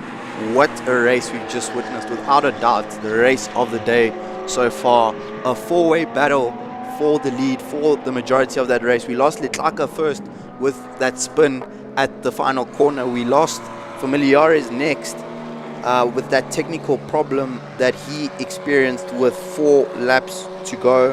Having a look at the live timing, I cannot see Familiares' name, so that looks like a DNF for him. He's still got a lot more racing left in the day, so we hope that Demeter Racing can get that car sorted. We do know that they were experiencing some clutch problems yesterday, so hoping that it's not those problems revisiting them here in race number 2. Well, that's going to be a bit of work on before they get Romano Sartori of the Blue Sands Racing out on the circuit. Beautiful shots here at Kyalami out in South Africa. And once again, a massive welcome to you all, whether you're here or out there around the world. It's wonderful to have you guys keeping an eye on all the action as we get closer and closer to the 9 hours of Kyalami coming up a little bit later on. We're going to be having a very interesting parade by our lovely sponsor joining in, Proton. If you're looking for a vehicle to get you from A to B efficiently and cost-effective, Proton's got you covered. If you want a utility that can keep you going, they've got you covered, and so much more. They're going to be going out on a parade. They're also our sponsor for our safety cars out there and our medical cars as well. So absolutely wonderful to have Proton coming in and showing what they can do. They've also got a beautiful setup into turn 2, one of the best viewing spots, especially for a start of a race, as we got to see all the cars going side by side. G&H Transport getting to show the likes of Ulisani in that BMW Z3 over the years has had tons and tons of work into it to get it up and going. We've got the likes of Francis Caceres out there. He is in a car that was originally owned by an AC/DC band member. We're going to hear a little bit about that a little bit later, and we'll be seeing it out in the 1 hour dash here later today. But so much going on here at Kyalami, whether you're a big fan of music, if you're a big fan of artwork, if you're a big fan of creative, our fan zone's got you all covered as well. Because I'm really looking forward to the sport, and also to our Cancer-thon that's happening out here. We've got some spray, or you can have your hair cut and join in with that great initiative. Also getting to chat to some of our riders and drivers here today, as they've been putting on such a stellar performance. But also, I can't wait to see as we get closer and closer to the end of the championships at the moment, because MRSSA still up in the cards in terms of points. We've also got in points for our GT Cup and Sports and GT. They have a bit of an opportunity to see who's going to be at the top of the order. And then finally, the one that we've been waiting for, the one that we've been sitting chomping at the bit, the 9 hours of Kyalami, where it's not just for a set of points, it's double points. It means a victory here can be a surety for your championship to rocket yourself into the legacy. Will Into Africa be able to hold on to their crown for a second year running, to be the very first to hold their crown for the second year running, or will they be defeated? Can they get the overall victory? And when we say that anything can happen in the world of endurance racing, we got to see it throughout this year. We got to see it last year. Every 9 hours of Kyalami has told a story of drama, action, thrills, spills, and even tears of both joy and sadness coming out. And we're going to have that story once again repeated for 2025 as our final race of the 2025 calendar here in South Africa. Into Africa Racing, the winners of the 6 hours of Kilani, looking to get back to winning ways here in the 9 hours of Kyalami at the Midrand circuit here in Johannesburg. Just looking at that GT Cup race which just finished, San Mudley came through in 9th, Ginokari 10th. Wayne Hoffman took a P11. He was hoping for a bit of rain. When I had a chat with him this morning, he does love himself some wet weather driving. Having a look at the track at the moment, his wishes will not be granted, but still lots of time in the day for the conditions to change. And anyone who has been living in Gauteng in recent weeks knows that the weather changes, and it changes very, very fast. So stay tuned for that, because non-stop action coming our way in the 9 hours of Kyalami. Uli Sane took P12 ahead of Van Furen. Martin Duran Prince took P14. JP Stander in the Legio, who we saw had that spin, crossed the line a lap down to take P15. Andre Brink was 16th, Andre van der Merwe 17th, and George Avakamides came through in P18. Marius Jackson from MJR unfortunately did not make the start. And Steve, here at Kyalami today, the racing is not only happening on track, there's some virtual racing going on. That's it. At the start of the 9 hours of Kyalami will be the start of the virtual 9 hours of Kyalami. We've got 3 simulators set up with Mazda R5s connected. 3 teams are going to be battling it out for 9 hours simultaneously as the real race. And that is a first in history for the South African Endurance Series to have both the virtual race and a real race going on. And this is on site, so it's not a online, it's on site, which does make it rather special to have it here, because that just changes things up, as you're not going to be doing the usual driver changeover as we know online, where you elect and you just don't worry about your car gets taken over and that's it. This is where you physically have to climb in and out of the rig, and if someone's a little bit slow, if they've gone to the bathroom, well, you're about to do a lot more hard work as well. But some shots over towards Joburg. Little bit of a foggy time here in Johannesburg, out in Midrand for Kyalami Grand Prix. We're hoping that the weather stays like this. And speaking as a person that loves this loves warmer weather, I want to stay it like it's a bit is. But the moment you include a 9 hour and you include Kyalami as a name in sort of the same paragraph, not even the same sentence, the same paragraph, it always lands up with an interesting turn of events. Kyalami is one that you can go through 3 different seasons in one fell swoop, and we got to see it every single year thus far as we look incredible shots. And great to see so many spectators joining us around the circuit, up and down here at Kyalami, as we get some beautiful shots of this 4.5 kilometer circuit, FIA Grade 2, and has been on the cards to go and host some of the most prestigious racing in the world. It has also had some of the most prestigious racing in history. Champions made here racing at Kyalami. Championships have been broken and created. Legacies have been brought back from the ashes, and legacies have been forged by the hammers of motorsport, and it's absolutely incredible to have around here at Kyalami. As said, a couple of good viewing areas. Barbecue and Yuxay Sweep is a very good one, as we had Gareth Burley go and mention it many times before. That's his favorite to keep an eye heading in towards sunset. My favorite is towards the S's. Hard brake, a little bit of a touch on the brakes, a quick flick of the car to carry on moving, especially if you're a bit more nimble. There's top of Leerkop, the double left-hander. If you get a little bit of an understeer out, or if you take it too tight, well, you can go and cream 5 kilometers loss over your competition. As we get those incredible shots of the Kyalami Grand Prix circuit riding on board with the helicopter, by far the best circuit in Africa, Steve. As you mentioned, FIA Grade 2 status, and I've been having a look online. Kyalami is rated, I don't know if this is accurate, but I'm going to choose to believe it, according to driver surveys, ranked as a top 3 GT3 circuit in the world. It's also been ranked as top 10 of the most technical tracks globally due to elevation, mixed corner speed, and limited runoff in key sections.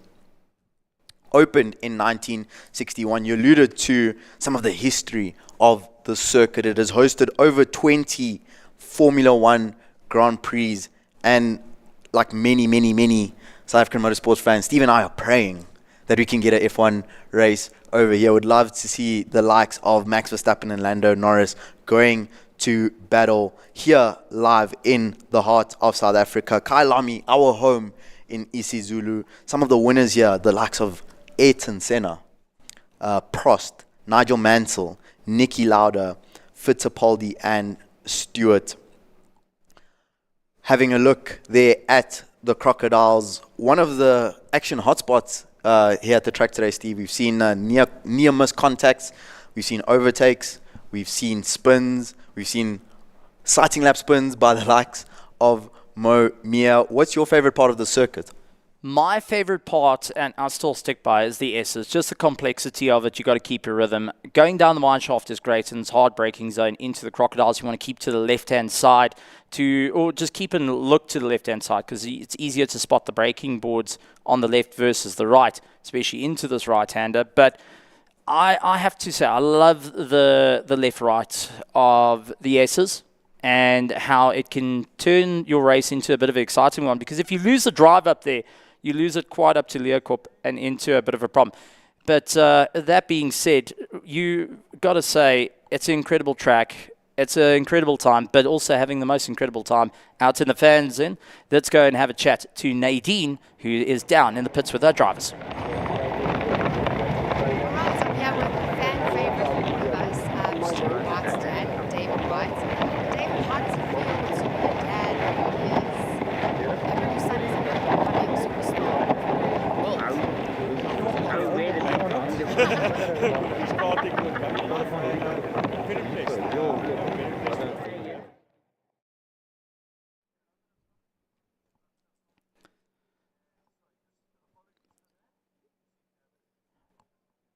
So we're just trying to get our camera crew and sort out a couple of technicalities there, so we can get back to Nadine, who is in pit lane with our drivers.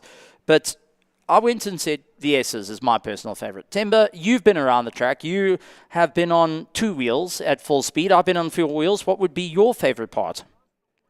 So that's a difficult one, because there's such a large variety of corners at Kyalami. There's corners you take at over 200 k's an hour on a 1000cc superbike, and some you're taking at like 60.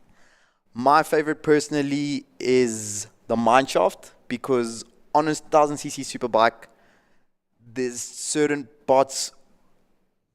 Okay, we have got Nadine back ready in the pits, so let's join Nadine down in pit lane with our drivers. Fan favorites to the right, one of our really good racing drivers.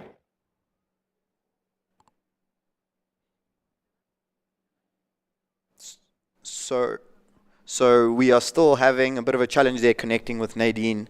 So as I was saying, Steve, on 1000, I wish I could like mentally transfer the experience to you of going through there on a superbike, because we're doing around 240 sixth gear.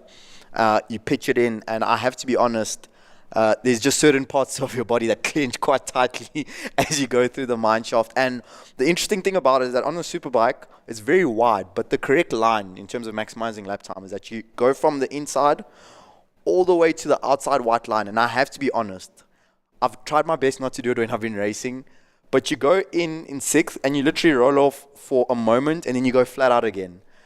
And instead of looking for the entry at Crocodiles, I'm just looking at that grass on the exit of the mineshaft, and I'm just thinking, don't touch, don't touch, don't touch. I'm actually hoping we can get a word with Troy Tonking later today, because he got the bright idea from one of his buddies to try and take it flat out 6th gear on a 600, and he went straight off the track. And he got onboard video of it. I'd have to say, though, the S's are a close second. The S's are a close second, because on the superbike, I add a bit more. So as you enter the first S on the left, you actually want to try and have your knee and elbow on top of the curb and your wheels right next to the white line, so that as you do the direction change, you're all the way on the outside to pitch into the second S. When you get to the second S, you saw Troy Tonking taking it elbow down. The elevation is so steep going up to Leeuwkop. You try and look up as much as you can, and all you can see is the outside curb. You can't even see where you're going, and you have to open the throttle. That's 4th gear flat out, going up the hill.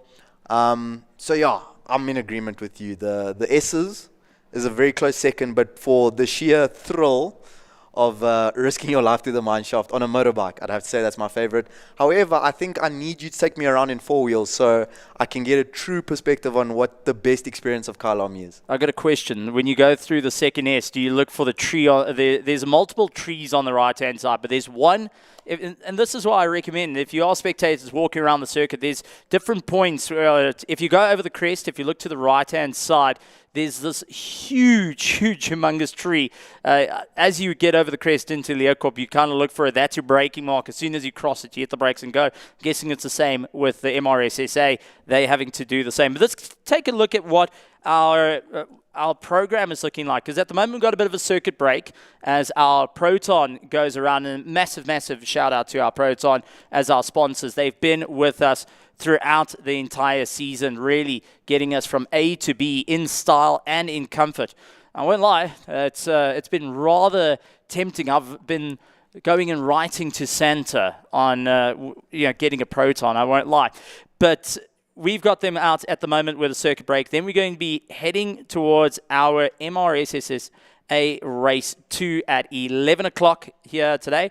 And wrapping our sprint racing off will be our GT Cup Sports and GT Race 3 at 25 past 11 as we get ready to go underway with that. And then we'll be moving on to our 9 hours of Kyalami and opening up with a grid walk. I mean, it's absolutely incredible to walk in between these different cars. We've got our 1 hour dash that's going to be happening at the same time. So for the first hour, we've got 2 types of races going on. The 9 hours of Kyalami and the 1 hour dash, as they will be fighting out between one another. And then we will see after 1 hour's completed, the 1 hour dash will come into the pits after a lap or two just to cool their cars down. And then we'll carry on with the rest of the 8 hours of our longest endurance race of the season. And also one of our most prestigious races because it's double points here today. A victory can secure you for the championship. And if you're just joining us from around the world, whether you're here in South Africa, out on the grandstands, we see you going and enjoying it. I'm taking a look at some of the grandstands out towards our start-finish line. Everyone going and keeping an eye on our Protons as they putting a bit of a show off, but also to those at each and every corner, from Clubhouse, from Yuxke Sweep, Barbecue, the S's, everyone enjoying all the action, but also you out in the virtual grandstand going and tuning in. But tickets are still available to come and join us here at Kyalami, to be part of the fan zone, to be part of all the concerts going on, to be part of some of the sim racing we've got here, to try your hand at putting in some of the fastest lap times, and also see some of the youngsters going in showing what they can do in the world of sim racing, as simultaneously going to be doing a 9 hour sim race on site with the likes of the 9 hours of Kyalami that's happening. So a little bit of history there being made for every single one of them. And if you have a child that's under 12 years old, free entry. I mean, bang for buck there, and to have a bit of fun, especially as we get into the holiday season and everyone looking to go and have a stellar run for 2025. Indeed. Question for you, Steve.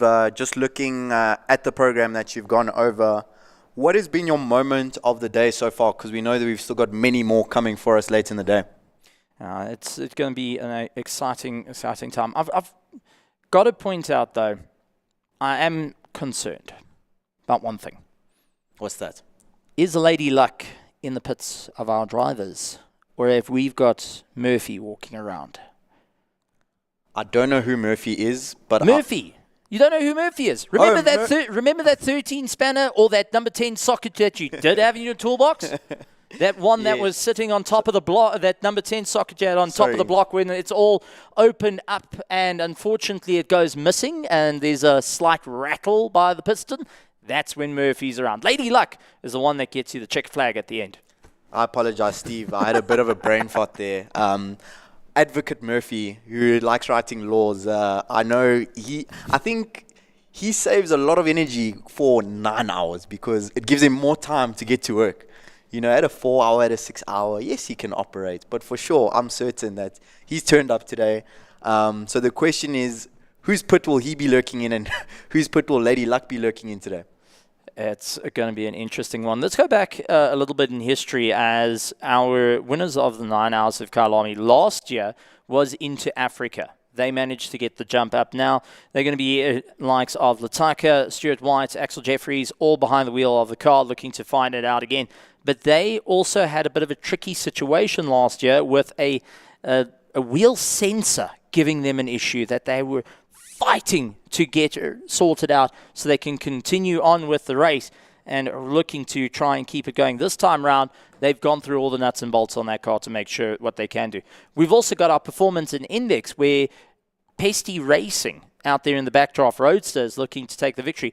A car that has got less horsepower than majority of the field, looking to take the overall performance and index as a father-son duo, making history here in the world of South Africa, in the world of motorsport. And it's wonderful to see family aspects coming in, youthful aspects coming in, and also to go and see how the sport has evolved to allow that Ubuntu feeling coming in. Yes, I've been practicing to say that correctly.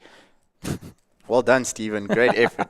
Great effort. Barent and Harm Pretorius representing for the Backdrafts. And it's fantastic to see. I mean, how many series in the world do you have where you have a tightly contested championship at a season finale between a Backdraft and a Lamborghini Huracan Evo GT3?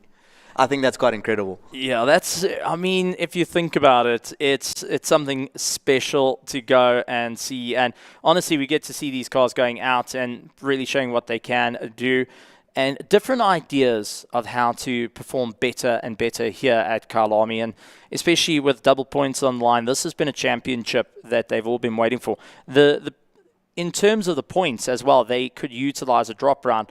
But the last thing that any of the teams want to do is use a drop round here at Kyalami. Because since it's double points, there's not a single team that's going to be racing in the 9 Hours Kyalami that has a drop round left in their championship. So that's all or nothing right now. This is for all the chips on the table for our various classes, much like our MRSSA, that are going to be really showing what they can do for their final heat. Our GT Cup and Sports and GT have got the gambit as well to see who's going to be leading out throughout this entire championship for 2025 and walking away with an incredible time. I mean, if you think about it, the winners for the endurance not just take the South African Endurance Series, they're taking away a national championship. That means you're walking away with the absolute fan favorite, the so difficult to get, the treasured jacket in sports history here in South Africa, the green Protea colors, the green jacket.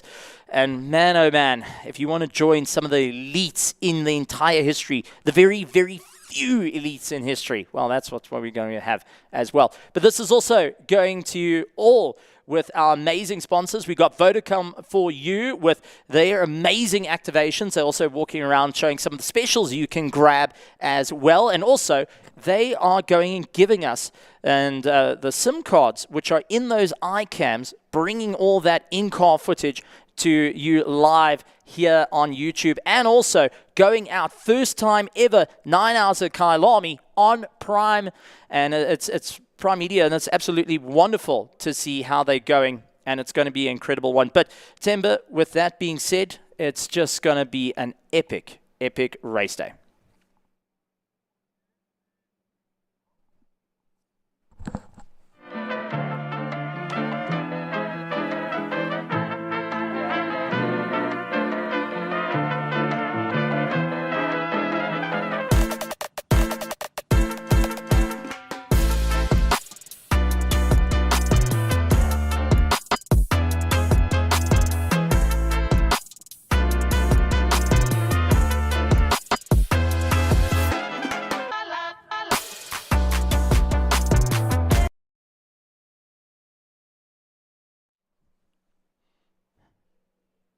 And we We are back, and after taking a look, I want to bring up, I've booked myself a bit of a holiday for the missus and we're going out and having a bit of fun, and that is to Silver Lakes Farm Hotel, that is putting on phenomenal shows. They've been with us since quite early on in the series life, and also they give you 5-star treatment, whether you are relaxing out in the wilderness or if you're a food fundy like myself. They have got some of the best chefs available in South Africa to make some of the best food courses that you can get. Sights and sounds and smells, so that's what you can get in the world of Silver Lakes. And, well, I know with that being said, it's absolutely exciting to have so many of our sponsors joining us for this season. Silver Lakes Farm Hotel, located in Silver Lakes, Pretoria, which is the eastern side of Pretoria. Very nice part of town. Great nature out there. So we would highly recommend paying them a visit. And Steve, we trust as you come back into the 2026 season, you'll give us a proper review of the Silver Lakes Farm Hotel. There are the infamous Kyalami S's that we were discussing earlier. You can see on the fringes on the edge of the track that our fans are turning up to enjoy the live action, and boy have they been treated to amazing action so far. Steve, I'm still thinking about that GT Cup race and Super Trophy race 2. Letlaka versus Hammond versus Giancarlo versus Familiares. I still feel guilty for putting the commentator's curse on Julian Familiares. I said he's going to win, and then his car immediately broke down. But we have 5 minutes to go, and then we will be back with live racing action. MRSSA race number 2 still to come. Can Troy Tonking do the double? And GT Cup and Sports and GT Super Trophy race number 3 coming up at 11:25, and then we start preparations for the main event. Now, it's going to be an absolutely incredible one. I've got to say, I'm looking forward to the two-wheeled action as well. I'm starting to turn. I'm starting to enjoy a little bit of two wheels. I won't lie, I'm not on the fan of Ducati, but the KTM has always been one of those like little ones in my heart that's been there. The Suzukis as well, the Yamahas have always been those exciting times, but I won't lie, the V4s just have that distinctive sound that just makes you want to get up and really move. If I would have that as an alarm clock, because the moment that you hear it, like, I'm awake, where is the action? Steve, you've got to get in touch with your Italian side, my brother.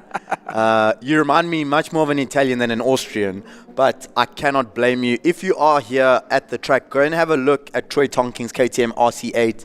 That is a GP bike. You know, it's handmade for racing, not a production motorcycle.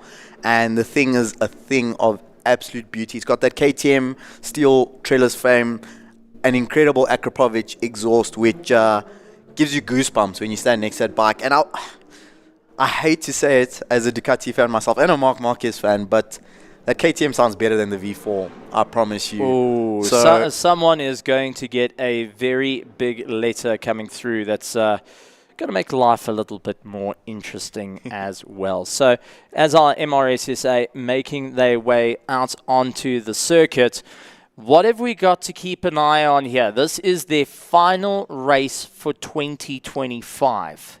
This is make or break for the riders to really move forward. You've been in championships. You've been with these very same riders. When I say this is your final race of 2025, what can we expect from each and every one of these youngsters and our elder statesmen who have really put on the charge to move forward? And also for the likes of Jordan King fighting for the championship. It's a high-pressure situation, Steve. High-pressure situation. Many championships to be decided. We've got the 600 championship, the Bots and Masters championship, the Unlimited 1000 championship, which is the closest one between Dave Veringa and Jordan King. So I expect guys to send it. You know, when I was coached by Robbie Peterson, he always used to say to me, T, the most important race of the day, in fact the most important lap of the day, is the last lap of the last race. and today we will have the last competitive racing lap of the year. Keep an eye out for the fast starting Sia Shabalala, who nearly got the whole shot in race number 1. Okay, interestingly, we have some riders coming into pit lane. I'm not sure why that is. We just saw Gavin Abb and Mick Landy enter the pit lane, which is very odd and rare to see two riders enter the pit lane together at the same time on the sighting lap. So possibly a problem for them. You can see there Alan Holscher as well has gone into the pit lane. So we will be keeping an eye out. There's Mick Landy as well on the tricolor colored Ducati V4. That's also 2025 Panigale V4. Wasn't that a Christmas present that they were waiting for? Old Mick bought it and had to wait a good long time to do it. Are they just starting from pit lane just to have a bit of fun out there? Let the faster ones go and see where they end up. I think that may be the case, Steve. Our two bots championship competitors there, Alan Holscher with the yellow number on the front of his V4S, number 46. He's the championship leader ahead of Mick Landy on the tricolore Ducati.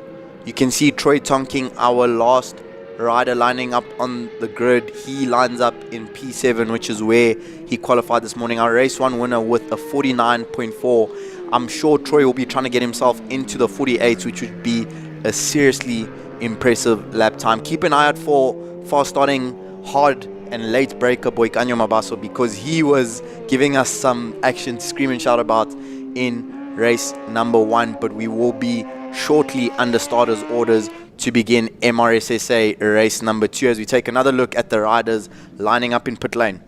And this is going to be interesting because you're starting from the pits. That means you can't really just go full tap, send it out of pit lane. You're going to have to take a more gentle approach, and this is going to allow the field to blast away from them early stages of the game.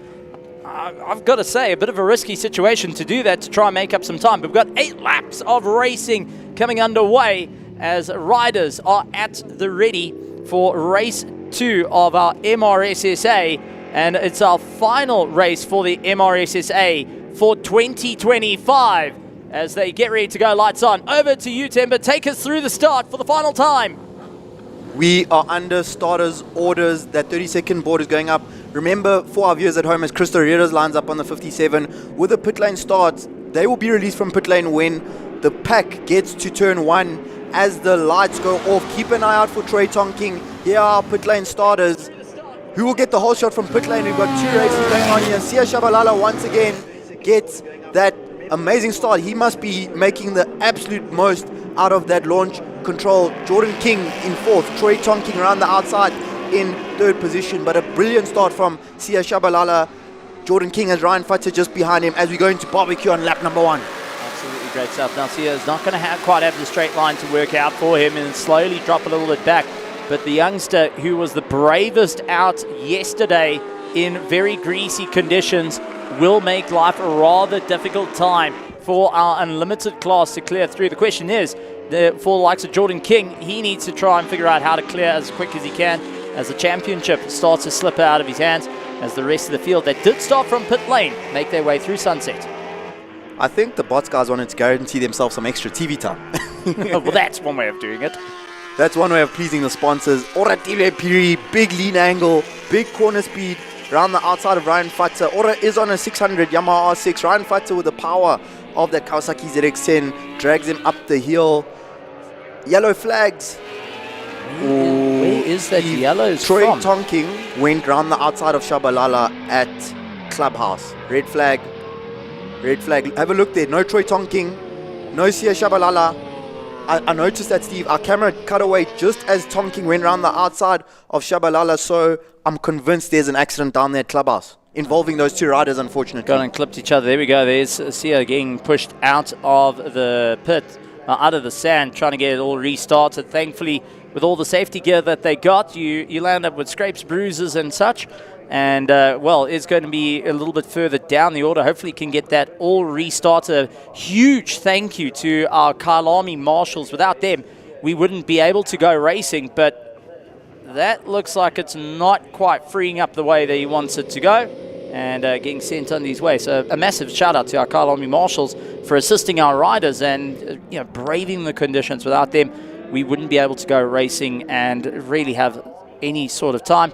Oh no, gut-wrenching. Not the way that you want to end off your season for the youngster that was picked up by Into Africa for incredible riding.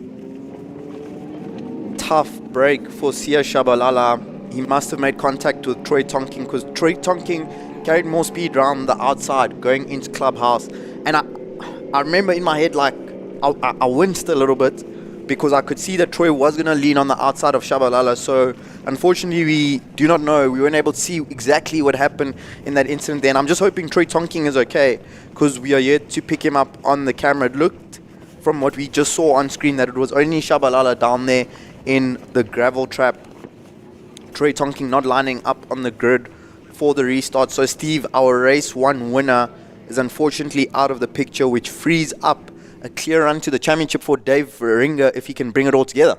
Well, Mick Landy's feeling a bit lonely, as the rest of the bots said, well, we're going to start on the grid now. You're going to have to wait. This is going to be a bit of an interesting one for our riders. They will do a formation, they'll do a ride round, then line themselves back up. But we under red flag conditions at the moment, while the entire officials team make sure the track is safe and secure. They'll be checking on the rider. We do see a bit of movement heading through the S's now. I'm not quite sure who that is, but there is a rider that is moving, making his way through the S's into Leeuwkop. So we might have a return of one of the riders, either Tonking or the likes of Sia Chabalala, who was trying to see.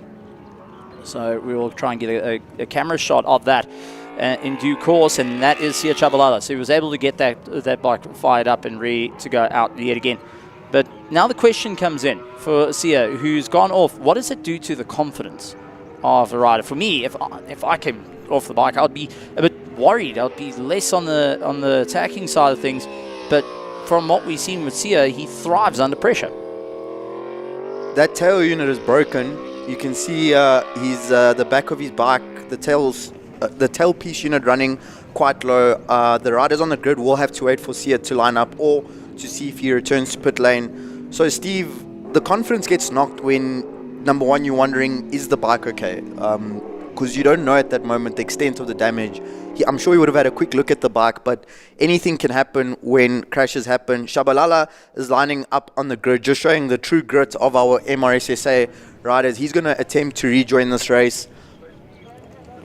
I'm having a look at him out the commentary window. He's actually lined up directly next to Stephen and I think Steve, provided that tail unit doesn't move any further, he should be able to complete this race. We still have not had Troy Tonking rejoining us, unfortunately. Just keeping an eye out to see if we'll be having a sighting lap. I think we will be going straight back onto racing conditions. Oratile Piri looking race ready there on the grid in P3 on the 600. Steve, let's see if Shabalala, despite the crash, can get that fast start that he's been good for throughout the day today. Well, they launch off the line and they're underway. Full throttle. Shabalala with a little bit of lift on that front wheel as they make their way through turn one, through the King. Shabalala up into second place. And I think he got his start absolutely dead right again. Jordan King going, come on, deja vu again? Really now? You've just gone down, bud. How are you ahead of me again? That's what Jordan King will be thinking. Jordan King needs to get ahead of Shabalala as quickly as possible because he's got a championship on the line. He's got to try and get ahead of Damon Veringa. He's got 7 laps to do so, 6 laps to do so. A race, 1 lap being dropped there after the red flag. So Jordan King has to absolutely send it, which he has done. Up into P2, we are not certain of how much damage Shabalala is carrying there, how much speed he will be able to carry. He's got Ryan Futter in the Masters class between him and Clive Turnbull, so he needs to try and go with those early race leaders while he can. I can hear Mick Landy has just left from pit lane as Clive Turnbull chases down Futter ahead of... Can't see who that rider was there, Steve. Well, taking a look, Veringa still holds on to that top spot. Jordan King and Clive Turnbull pulling each other along for a second and third at the moment. But they all just trying to navigate their way through Leeuwkop.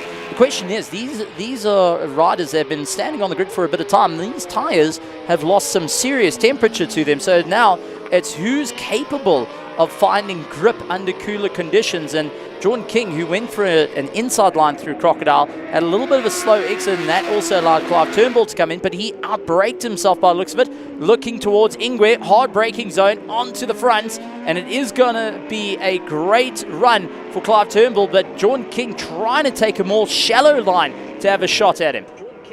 Oratile Piri makes his way through on Jordan King there. Ora is on the 600, so keep an eye out for the dive bombs for him there. I got a sense of deja vu because Ora did the move on Jordan King, identical to what he did to Troy Tonking here earlier in the year. So this is going to be a yo-yo of a battle. You see the very different lines there for Ora. His goal is to carry. Look, he's going to go to the outside, carry sweeping corner speed, and going to be quite disrespectful and just keep running around the outside of Jordan King. This is not ideal for Jordan, of course, because he's trying to win a championship.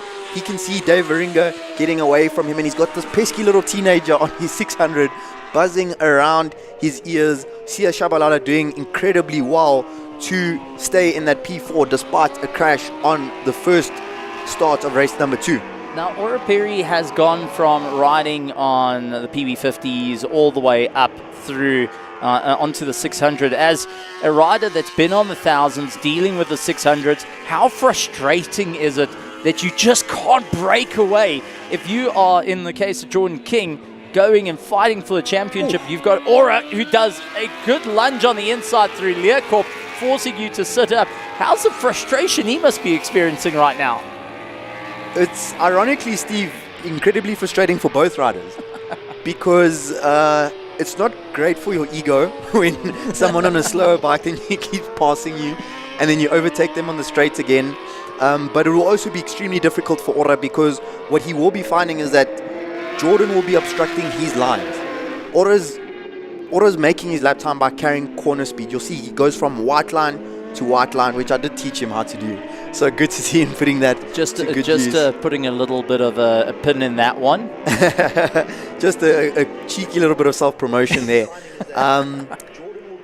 So Jordan will find that he's going to keep getting closer to Ora on the straights, and Ora will be pulling away from him on the corners there. Jordan dive bombs Ora into turn 2 using the extra 400 cc's and extra 80-90 horsepower that he has on his Yamaha R1, and Ora's going to try and ride around the outside of him again fully. So it's a tricky one for Jordan because in a normal situation where you're not fighting for a championship, ideally you would maybe try and spend a lap or two behind Ora, see the section where he's stronger, try and learn something, and then make some adjustments to your riding to try and improve your outright lap time. But he's fighting for a championship with Dave Varinga. He's got 3.5 laps to go. He needs to get ahead of the 600 and stay ahead of the 600. But as you can see, Ora's much quicker in the corners. So Jordan's going to be dealing with this problem until the checkered flag. Varinga seeing the fastest lap time of the race, 150.8 at the moment. Not a little bit to that 149 we saw from Troy Tonking in our first heat. But Ora, who's doing a phenomenal job out there. Jordan King going and fighting out. Sia Chabalala is a little bit further behind, but take a look for our Masters. Fata currently leading out our Masters, doing a great job at the moment. He's holding on to the top 5 ahead of Clive Turnbull in 6th place. And take a look at Ora, cheeky move down into Crocodiles and absolutely puts a send in on Jordan King, who is going to be gritting his teeth together going, come on, there was only curb. How on earth are you getting around me? Ora Piri, without a doubt, one of the bravest riders out on track and a true send-it merchant. He will go forward. Don't leave that kid a gap because he will go for it and then some. And sometimes he doesn't even need a gap. He just makes one for himself. We are going to see Jordan pass Ora again on the way into turn 2 using that extra power of the 1,000. Ora cutting a narrow line there over turn 1, trying to make the track as straight as possible. Another one to note, Steve, is Boikanyo Mabaso down in 12th place. We saw him have those gear lever problems because he was up fighting in the top 5. He is stuck in 12th place and he's behind Jean-Andre Ferry. Let's see if Ora can come. He's been going for this move around the outside of barbecue. Insane. And he leaves on him. Jordan looks at him and thinks, but what are you doing? Oh man, Awesome stuff. The commitment through was incredible on that. Just absolutely great stuff. I mean, Sia Chabalala, who also just came off his bike a couple of moments ago, is into that top 5, really fighting out. But we keep an eye on this fight for second overall. 1,000 versus 600 in broad daylight, in the dry, and both riders giving it their all. And not even, I can't stress it enough, they are literally going elbow to elbow against one another. Simphiwe Mahlobo off the track with technical problems there. Rider number 12, our youngest rider here at MRSSA Superbikes. He had a crash in qualifying this morning in the wet. He's done well there. His bike is smoking to get off the circuit. He should retire that motorcycle because that problem does seem terminal. Yeah, unfortunately, when the smoke comes out, that was originally put in when you built the motor, that's generally a big problem, I would presume. But that being said, David Ringa still opening up the gap at the moment and looking to claw his way through. But let's take a look at that. Ooh. Where on earth would that be coming from? On the right-hand side, and what sort of issue would be coming? Ooh, red that flag. bike was leaking oil, Steve. And not what you want to be having for the MRSSA as they come across with the red flag with only 3 laps left of the race after that one. Not quite the way you want to have it to go. And let's take another look at it. So he did jump off the circuit to make sure that not to put any more oil onto the circuit, and that looks like sunset, isn't it, Steve? that is sunset on the outside there, unfortunately. And not quite how he wanted to end the racing time. I mean, from doing well to the shifter giving up the ghost, and now the entirety of the engine saying, nope, I'm retiring for 2025. That's really going to take things down a notch for our riders. So, with that being said, our second heat of our MRSSA under red flag is Dave Ringa, who has done a great job. And, oh, man, that's a heartbreaking sight right there. And just tells, if a picture could tell a story, that would be it. Indeed, indeed. Only 16 years old as Simphiwe. That kid lives, breathes, eats, digests racing every day of the week. He will be very disappointed. Our rider's being pulled off the grid. So, unfortunately, a premature end to the MRSSA Superbike season. Congratulations, Dave Varinga. You are the unlimited 1000 SBK champion and race 2 winner. So, great effort from him. Steve, do you want to know, I was just about to say this before we get the red flag. Do you want to know what's the funniest part about that battle between Orapiri and Jordan King? Do tell. They are not racing in the same class. So that was completely unnecessary. Ora, if he wanted, could have just said, Jordan's fighting for a championship. I'll just follow him and not get involved. No. You go and say that, but take a look at our overall results. Dave Ringa taking first place. Orapiri takes second overall after they go 1 lap back. Jordan King will take third place. Ryan Fata, Sia Chabalala after a great recovery. Clive Turnbull, Dieter Heisemann, Mahlobo will take 8th position, unfortunately retiring with a bit of a damaged bike. Alan Hirscher will be a little bit further down with Readers taking that top 10. But you say they're fighting in 2 different classes. I agree with you on that one. But on circuit, I count 1, 2, 3, and I want to be number 1. And, oh, man, that's just gut-wrenching to go and see youngster. And we saw him sitting down a little bit earlier, just looking at it going, that's 2025. But in turn, we'll be going in the head saying for 2026, I'm going to take a dominating run. Jordan King gives his congratulations to the newly crowned champion, Dave Varinga. These guys have done battle all season long. Some key moments. Kyalami, where Dave Varinga was very strong in the wet. Sia Shabalala, of course, was our early season championship leader, but that crash for him at Kyalami while leading in the rain was a critical factor for him. Oratile Piri is the 600 champion for 2025. In his rookie season, we must add and note, so congratulations to him. Ryan Fata is the Masters champion. Alan Holscher comes out on top in the Bots champion. Clive Turnbull already came into the weekend, crowned the Open Superbike champion. And one more note to add, Steve, we were wondering where Diego DuPont is, and Christo Reeders was out on track racing in the Bots, and he races number 57, and Diego also rides number 57, and we were busy ruminating in race number 1 as to why Diego's times would be off by 10 seconds from what we would be expecting him to do.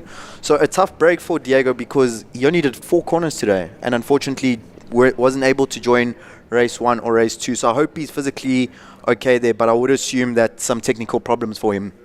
Yeah, it's a bit of a moment there, but absolutely great stuff from our MRSSA. What a drive for them this entire season to see what they're going. But with that being said, let's go down to Nadine in the pits. I'm here with Joseph Ellerine from MJR Motorsport. So you've raced 2 races with us this season, both at Kyalami. Compared to the first one, how's it going round 6?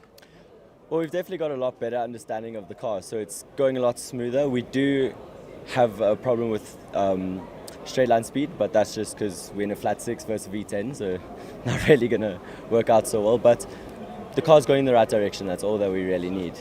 So. And tell me, how's your head? And the reason why I'm asking you this is because the last time I saw you in PE, and it was really, really wet conditions, and we had a bit of a whoopsie. How does the driver recover from something like that? Because later on, we are expecting rain again. No, for sure. I actually love driving in the rain. It's one of my favorite conditions. I've always been quick in the rain. But that day was just a bump in the road. You've got to look past it and carry on. It's how you drive, Got to get back in the car and push even harder. Okay, that's some good advice for other drivers and stuff out there.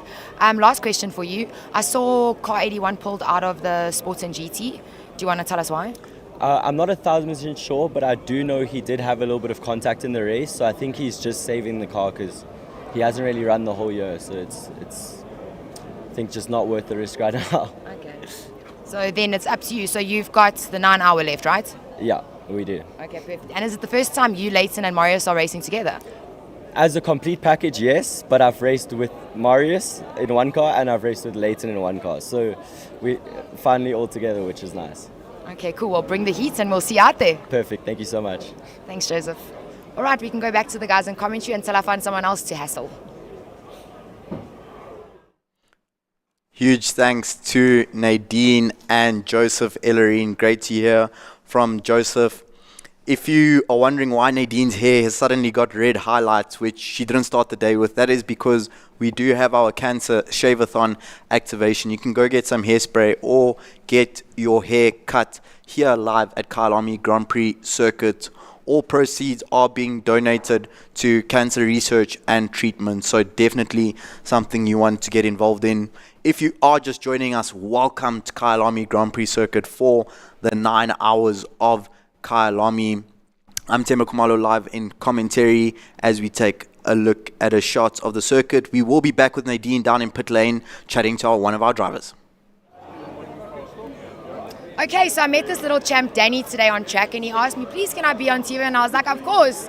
Look at this little guy. He's proudly South African, little motorsport fan. We got to introduce him to Charlotte Ranjis, who's one of his favorites, as you can see from his merch on his shirt. So Danny, tell us, what do you love the most about motorsport? The speed. The speed? Yeah. Okay. And also to see how they go as fast as possible and also take as much risk as possible. Have you ever been in a racing car? No, I have not. Is it something you'd like to do? Yes, I would really love to do it. Is it? How much money does Dad have? No, I'm joking. It is a very expensive sport, but if you are looking to get into racing, Dad, you guys should pop down to our sim racing section and you can have a go on the simulator and see if it is something that you can manage. Okay. Does that sound cool? Yeah.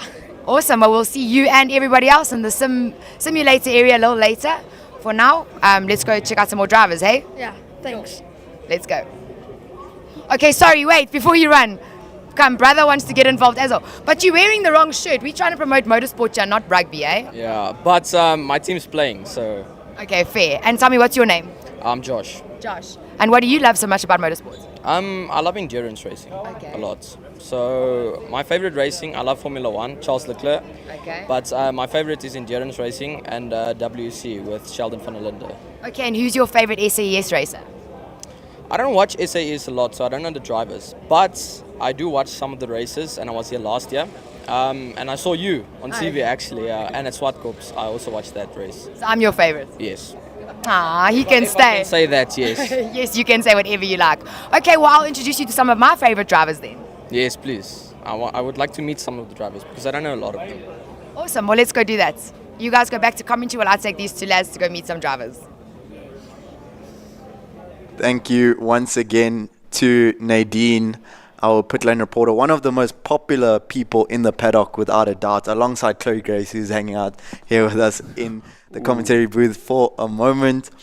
If you are just joining us, welcome to the season finale of the Southern African Endurance Series. We do have a small delay at the moment, as we had MRSSA race number 2 red flagged with 3 laps to go due to one of the bikes experiencing an oil spill. The top world-class Kyalami marshals are just attending to the circuit to get that oil cleared up, and we will be back racing very, very soon with the GT Cup and SA Super GT Trophy race number 3.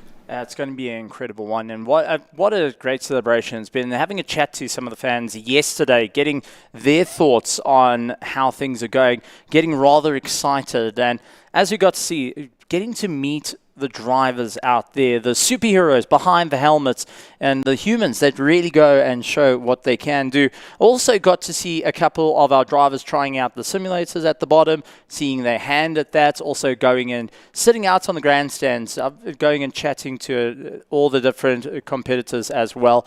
And that's always been the exciting time. Whether you're young, whether you're old, motorsport brings everyone together, and some beautiful shots there. Stuart White engaging with our youngsters, and well, a South African driver that has gone overseas to really build up his name, going and fighting it out, and has become a legend in his own right.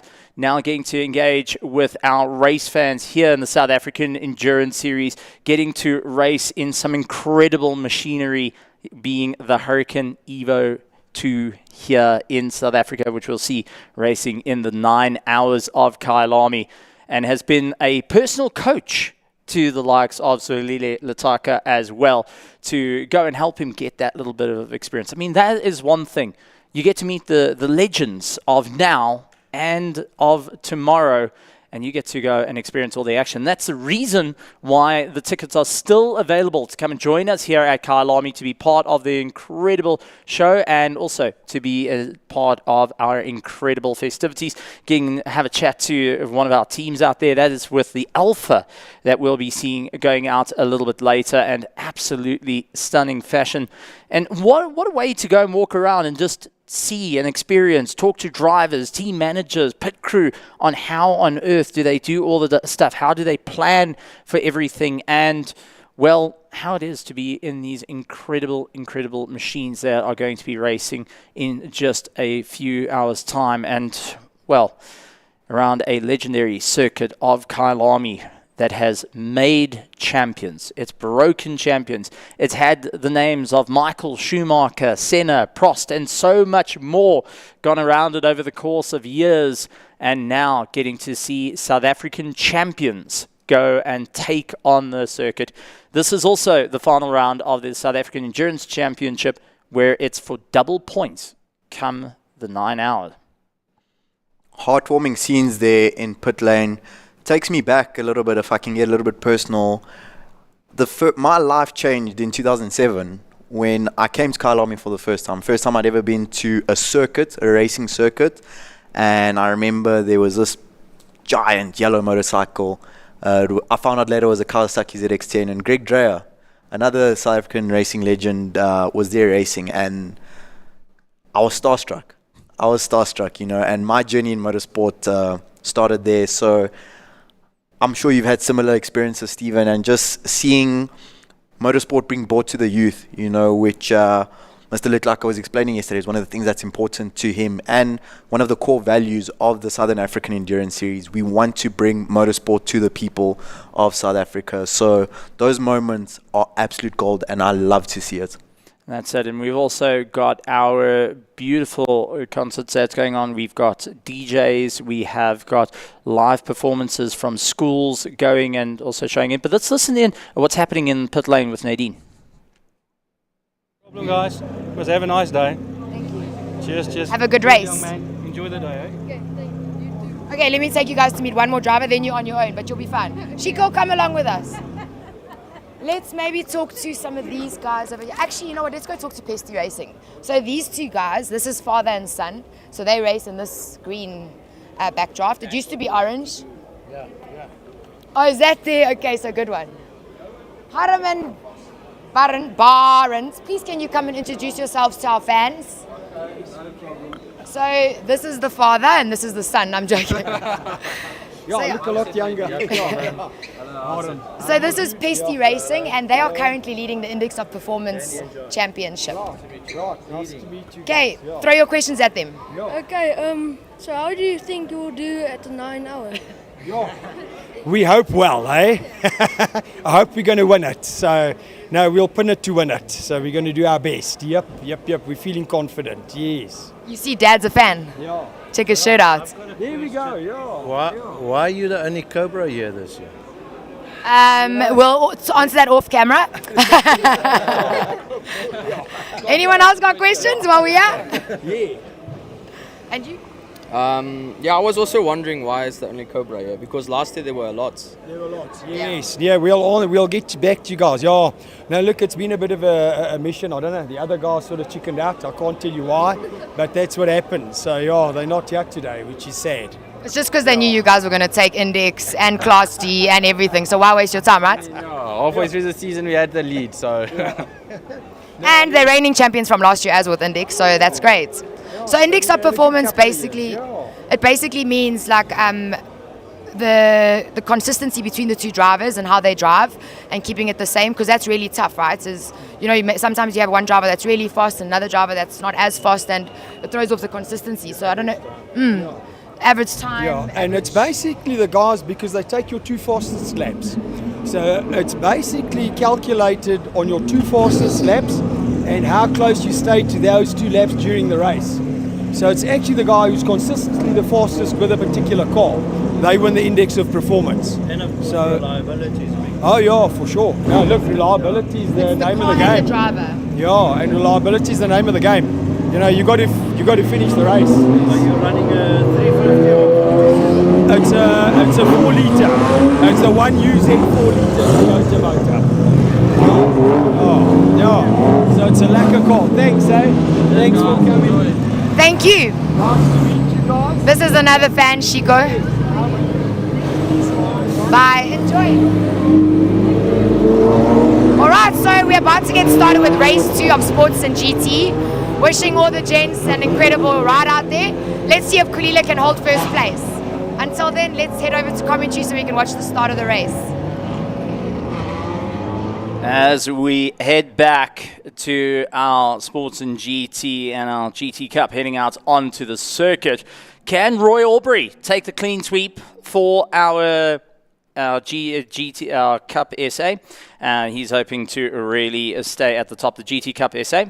But the going tail right now, Damien Hammond and Zolile Lataka taking the race to one another. Now, if we go back, race 1 landed up with the likes of Lataka taking the victory on wet weather tyres in the dry.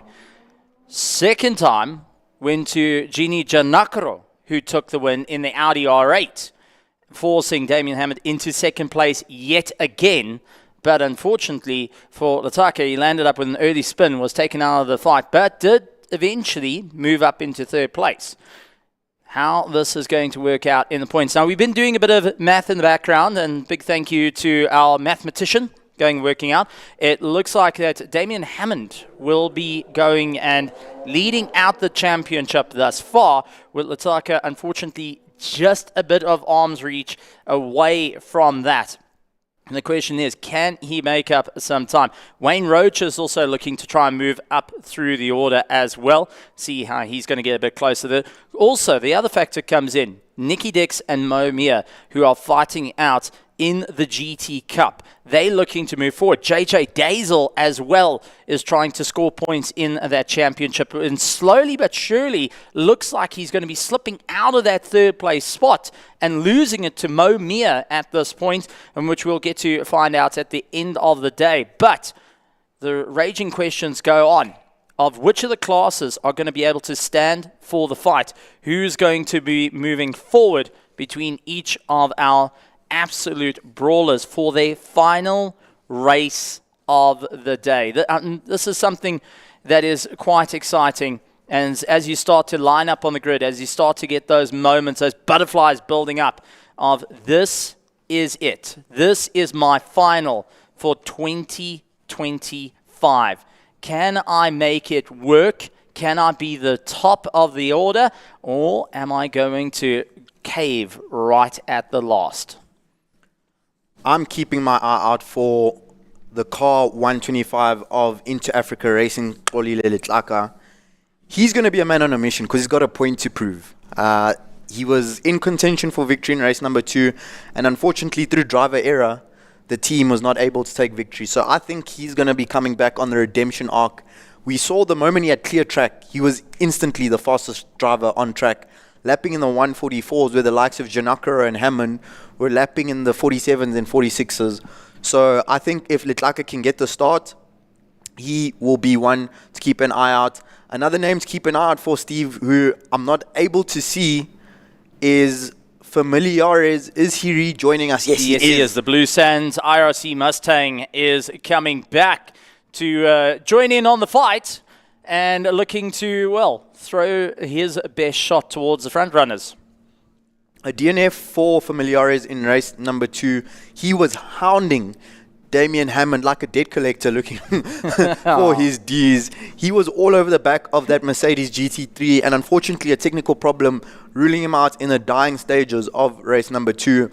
So I think the most exciting thing, Steve, here is that we don't know who's going to win, and it's not clear who's going to come out on top in this 8-lap sprint race. Yeah, and this is going to be a rolling start, so the drivers are going to have one lap to get some heat into their brakes and their tires to get themselves going and seeing how they can really get the jump. I do want to point out that the Audi R8 and the Lamborghini Huracan that are lined up together are, with a little bit of a restrictor missing between the two, are actually similarly built motors from the same factory. And if you go look at the back of the likes of Rambo Lambo, the 125 Lamborghini GT3 Huracan, and you look on the bell housing, you'll see the Audi logo on the back of it as well. So if you are doing your grid walk and the back is open, or if you are in the pits, do take a look. It's rather interesting to see how many of the factories actually share parts amongst one another, especially the likes of our VW brands, the Lamborghini, the Audi, and that go and share quite a few. But we do have a pit lane starter as well. They'll be at the back of the grid. Our IRC Mustang will once again be lining up against Damien Hammond. That looks like Roy Aubrey, Steve. Oh boy. So we'll just take a look. If it's Roy Aubrey, he's got a lot of hard work ahead of him, and that might be getting rid of his chance to get a clean sweep in this race and fight for the championship. So a couple of other cars out there, the Nissan GTR out on circuit at the moment, and that is Jimmy Janakaro. If anyone's seen the Gran Turismo movie, would recognize the Nissan GTR that raced around Bathurst. Well, that happened in real life, and that Nissan GTR that won the 12 hours of Bathurst, that was fighting, and you can go on YouTube, that exact same battle where it was nose to tail against Audi, BMW, and so many more, is currently right there in yellow with a Bowser on the back of it. Not the car from the movie, it is the car the movie was based on is here. And that is Roy Aubrey getting pushed back. He's going to have to start from pit lane, and not quite what you want to have. Maybe, I hope they can get that car restarted so you can at least see it through to the end. I know the Stradale team are going to be frantic to get that car up and going as our safety car makes its way down the mine shaft.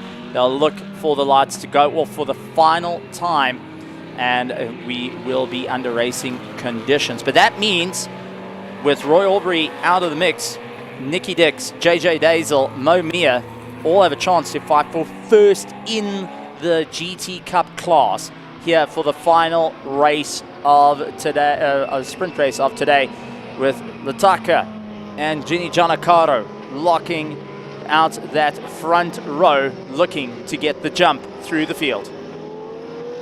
P1 in the GT Cup has been left vacant by Roy Aubrey. Looking at the body language of the team pushing the car back in pit lane, I think that may be terminal, because there was not that frantic energy of trying to get someone back into the race. So we do hope that Roy Aubrey can rejoin as we go into Ingwe, as we're about to start the race.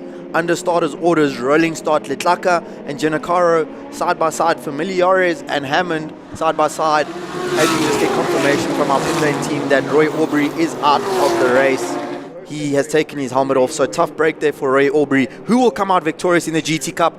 Julian Familiares is trying to get that awesome start again into Crowthorne. Letlaka, Giancarlo side by side. Giancarlo is going to have the inside going into Yuxke sweep. Letlaka takes him wide. Damian Hammond benefits up in speed too, and Giancarlo spin. Giancarlo has spun through the Yuxke sweep. Our race 2 winner is now out of contention. What a day we are having in the SA GT Super Trophy and GT Cup, Steve. How on earth he kept that out of the wall is beyond me. How did that not end with at least a touch against the Onco barrier? What a save. But now this has allowed the top runners to get away. As you see, Letlaka opens up the distance on Damian Hammond. Julian Familiares stays in there, but currently leading out. But let's take a quick replay. So he had the inside, and it looks like a little bit of a shoulder-to-shoulder moment with Damian Hammond. Got him twisted round. He's able to save the car, but still a amazing save not to go and clip it against the wall. And that Audi R8 now having to fight his way through the back. Damian Hammond dealing with Julian Familiares. Nicky Dix trying to get going, and Wayne Roach trying to clear Momia. And right behind him is JJ Dazel, who is currently fighting out for third in the championship for our GT Cup. And here is Julian Familiares keeping the pressure on Damian Hammond, seeing where he can try and clear on by. But Letlaka has got the jump. He's got the acceleration and is checking out of the fight. He does not want to be anywhere near these two for our SA GT Super Trophy at the moment. The fastest car in this class of the weekend leads out the race as we start lap number 2, which is not good news for the competition, because it'll be very, very difficult for them to stop the Rambo Lambo from this position with 7 laps remaining. Julian Familiares finds himself exactly where he found himself in race number 2, which is right up the rear wing of Damian Hammond. Wayne Roach has gone backwards. He's lost a position to Momia. Jay Daisel, who's trying to secure that third in the championship, now has some work to do in terms of getting himself ahead of the Lamborghini Gallardo. Jimmy Giancarlo just behind him in that infamous Nissan GTR. Out front, Letlaka. Oh, hold on. Take a look at the two Giancarlo brothers now joining up. As not only you got the Nissan to contend with, take a look at the Audi R8 making a huge recovery after it was third last after the spin a little bit earlier. Gianni, that is coming through the field like a hot knife through butter. I think he can still get himself back compared to that P4 on the road before the end of this race. But JJ Dazel continues to apply pressure on Wayne Roach. Wayne Roach is also fighting for that P3 in the SAGT Super Trophy. That is so. We are back with Familiares and Hammond. Hammond goes defensive into the Crocodiles. Familiares goes for the outside line. He is looking for a way through. Familiares in race number 2 was very strong, lap in, lap out at the Crocodiles. Cheetah, Ingwe, Damian Hammond has put on a defensive masterclass throughout the day, if I do say so myself. Though he keeps running wide on that exit of Ingwe, I fear that's costing him a little bit of lap time. Now just going and having that little bit of understeer coming in and just working through. Ironically enough, both are front engine cars. The gearbox sits in the boot, however. But take a look at a huge lunge for Julian up on the inside, reminiscent of his previous nationals, getting a little bit unsteady there. But it's going to be Damian Hammond who keeps his foot firmly planted through the Yuxke sweep, side by side through the Yuxke sweep. Not many drivers in the entirety of history have been able to get that right. But these two titan of cars are fighting it out. Two very different machines. One GT3 and trying to go through. There is the likes of Uli Sani, a driver that has been through the world of racing many times before, now trying to move his way up through the order. He's got the likes of Wayne Hoffman and Andre van Vuren, who is the leading car in the Crevetta colors. So van Vuren ahead of Uli Sani, now trying to open up to the 143 of Wayne Hoffman right on the back of him. And then you've got the number 72 of Joran Prince, who is trying to also hunt for his way to clear on through the field. I'm a big fan of trains in racing, and we can see this train of Porsches broken up by the GNH BMW being driven by Ulisane, and Julian Familiares is clear track in front of him. We briefly joined him on our onboard, on our iCam onboard, so he surely must have found his way through. Oh no, side by side still. Side by side, I thought Familiares was up into second place, but Damien Hammond is not having it at the moment, and Hammond back up into P2. What a battle these two have been having throughout the day so far. Well, that's why the windscreen was clear. If you look to the right-hand side, there was the Mercedes breathing down the neck as they carry on their charge, fighting it out. Lataka sets a fast lap time of a 1:45.4 on that last lap. But these two fighting out for second place, absolutely brawling. Once again, Julian hunting down that inside line, flat on the gas for both of them. And it looks like Julian once again going to try, go side by side through the XA sweep. Couldn't quite get it done. Loses out the momentum through barbecue. And it's going to be Damien Hammond trying to keep the drive up, but just loses out that little bit of acceleration with the likes of Julian on the back of him. Look to the left, look to the right, seeing where he can get underneath this Mercedes as they brawl it against one another. Two youngsters throwing their weight around. 1.3 tons wet weight, and he's fully fueled. They are 1.3 tons of car getting thrown around like they go-karts. Julian Familiares using all of his experience, multiple V8 national champion. Oh, trying to find a way through up the inside into Leeuwkop. He was almost on the grass there, almost on the grass. He got squeezed by Hammond. He had to cut the power there because Damien Hammond gave him no room. I don't know what you think, Steve, but I think as they go side by side once again, they've been side by side for about a lap now. Familiares gets that inside line through the mineshaft, through into P2. Can Damien Hammond respond here at the Crocodiles? Familiares must not run wide. He's finally got through.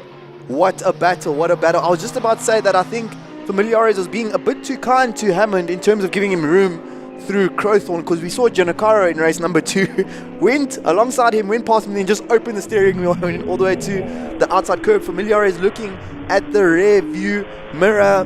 Hammond's got that slipstream. Let's see if Familiares is going to go defensive into turn 2 and be able to hold on into that second position. Well, we saw Damien Hammond actually going very wide out of Ingwe, and as Julian looked to his left-hand side, wouldn't have saw him there, looked towards that 7-inch middle mirror, it's 7 inches, just to see where exactly this Mercedes is, see how much breathing room he's got. You can see utilizing the rumble strips on the exit of barbecue, just trying to get as much of the circuit as possible, stay on the power. For Julian, it's all about clearing the likes of Damien Hammond. Now for Damien, this is a bad moment for him, because he needs that second place to try and secure the championship in the SA GT Super Trophy, the Sports in GT, and really going to have a tough time out there against the likes of Julian Familiares, who's going to be taking away those points. Remember, he's still earning points for his championship, but he is taking away ever so critical points to try and keep the likes of Zolile Lataka in second place in the championship.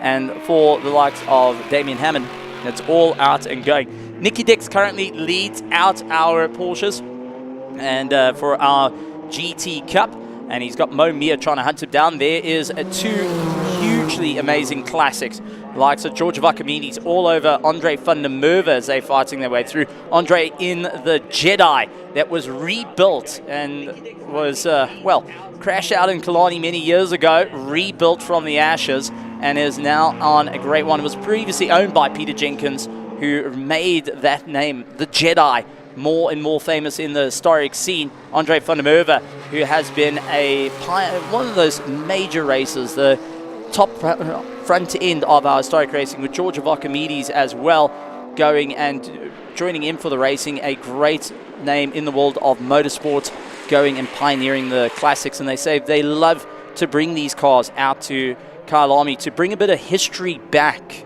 into it. If we go back many years, the Porsche 911 RSRs have been some of the most dominating of the cars. The 911s have been synonymous for the world of motorsport, especially here in South Africa, and they continue to move forward. Wayne Roach fighting out against JJ Dazel, 2 very different spec cars.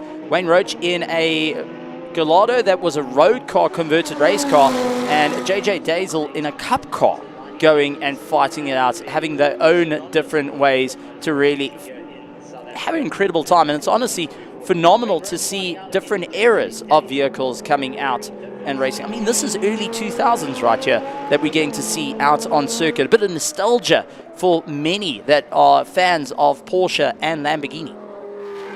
Very, very cool vibes. The closest I ever got to a Gallardo before joining SAS was on Need for Speed, Most Wanted back in the day. Wayne Roach under pressure from JJ Daisel. He looks very, very calm in the car at the moment. As he has a look at the side mirror, he knows he's under pressure. He knows that Porsche 911 is on his back wheel. Daisel not quite close enough for Roach to be forced to go defensive. If you are just joining us, we do have 2 laps to go in the final Sports in GT and GT Cup race of the season. Kolile Litlaka leads. He had a spin in race 2 which dropped him down to an eventual 4th position. He has redeemed himself. He got ahead at the start. Gianni Giannakara unfortunately span on Yuxke at the Yuxke sweep on lap number 1. He has returned back in to 4th place, worked his way through the field, as you can see on our timing tower on the left, now matching Damien Hammond in terms of pace. Hammond and Familiares went to war with each other in the earlier part of the race, were side by side for a near solid 2 laps, going back and forth, exchanging positions, but Familiares eventually did come out on top in that battle for now, with still a lap and a half to go for our race leader. But Damien Hammond, with that lap and a half to go, is chasing a championship for himself and his team. Oh, there we go. Zolile Lataka leading out the field. Now, I do want to go and point out something interesting for all those engineering and tech heads that absolutely love to see it. If you look at the more modern cars, like what Lataka has got, and he's utilizing, the gears are actually the paddles on the back of the steering. Everyone knows up, down, left, right type of thing.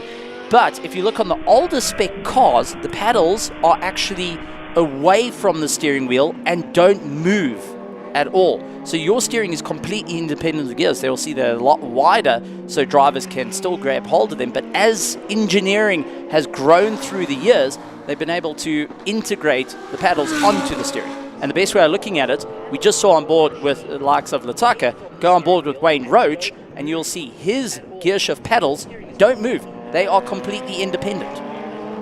That is very, very fascinating as Hoffman and Jeroen Prince do battle. Thanks for that, Steve. That's an amazing fact. I was not aware of that as we continue to learn all together. Letlaka now into the back markers. JP Stander not giving Letlaka as much room as I'm sure he would have appreciated having in that moment. Letlaka almost finds himself at the checkered flag. It'll be 2 wins out of 3 for him today, and then he will go and start preparing. The Inter-Africa team will put the Hurricane to the side and get the Hurricane Evo ready. The easiest way to tell those cars is that this car that Letlaka is currently in carries the number 125, but of course our reigning champions with that bright red number 1. I'm looking forward to seeing Stuart White and actual Jeffries getting into that car, as it seems Nicky Dix and Mo Mia are doing battle with half a lap to go. That is actually an Evo. That is a Hurricane Evo with the bodywork on the car. We're going to see as the Evo 2, the later iteration. The Evo, the original Hurricane was earlier bodywork, but what a phenomenal run on his part. And this is going to bring him to the points, but however, I think Damien Hammond has just got enough to clear the likes of Lataka come the end of the championship. It's going to be close, it's going to be tight, but man, oh man, it is going to be a great one, but still a great move. Nicky Dix getting ahead of Momia on the last lap is looking to score points for the championship as we do come across the line. It is going to be into Africa. It is going to be likes of Zolile Lataka taking the victory for our SA GT Super Trophy. Our Sports in GT, second place is going to be coming around with Julian Familiaris of the Blue Sands Racing Team, and he will be ahead of Damien Hammond of Team Samlin, who will be just enough in the points to secure the championship. I think we will wait to get confirmation on that. A stellar drive back has to go to Gianni Giannakara, who lost it in lap, who had that little bit of a shoulder argy-bargy in through the Yuxke sweep. lost that little bit of time, brought it back in 4th place. But the question is, who is going to get the likes of the top 5? And it looks like it is going to be Nikki Dix to do it. What a stellar run, and what a championship. Actually, here we go. There's Nikki Dix and Mo Mia finding it down to Ingwe. It is going to be side by side. Mo Mia trying to go around the outside. He's lost the back of the car on the final lap. Spun round, looking towards it. Is he going to get going before Wayne Roach and JJ Dazel come on by? He drifts it around. What a drift.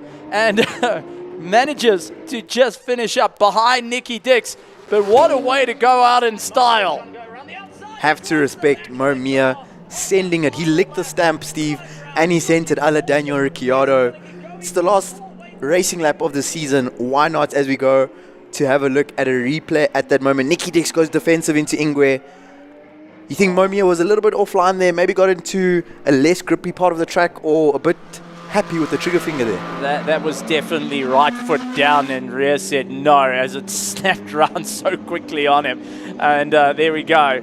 The winner, 2 wins here today. Zolile Lataka takes the victory and will be getting a bit of fresh air before he heads out for the likes of the 9 hours of Kyalami, and will be putting the Lamborghini Huracan Evo to bed. A bit of dancing going on for the Inter-Africa team, waving their hands in the air after a phenomenal drive of note to really push his way through. The best lap time of a 1:45.025, nearly a 1:44, and is going to be more than happy as he's embraced by the team, steps out of the car, and now it's going to be jacked up, wheels off, and go and say good night to the 125 before they let the sister head out onto the circuit, the younger sister of the bunch of the Inter-Africa. But what a stellar race. Take us through our finishing order here for our GT Cup and Sports and GT. Olile Letlaka, your race winner by 11.5 seconds ahead of Julian Familiares. Damien Hammond, who we believe is our newly crowned champion in the SAGT Super Trophy, comes through in 3rd. Race 2 winner Gianni Giannacaro takes 4th after a spin on lap number 1. Nikki Dix comes out on top in the GT Cup with a P5 overall after we unfortunately lost Roy Aubrey before the start of the race. Mo Mia 6th, Wayne Roach 7th ahead of JJ Dazel. Jimmy Giannacaro in the GTR ahead of Sun Mudley, who came through for P10.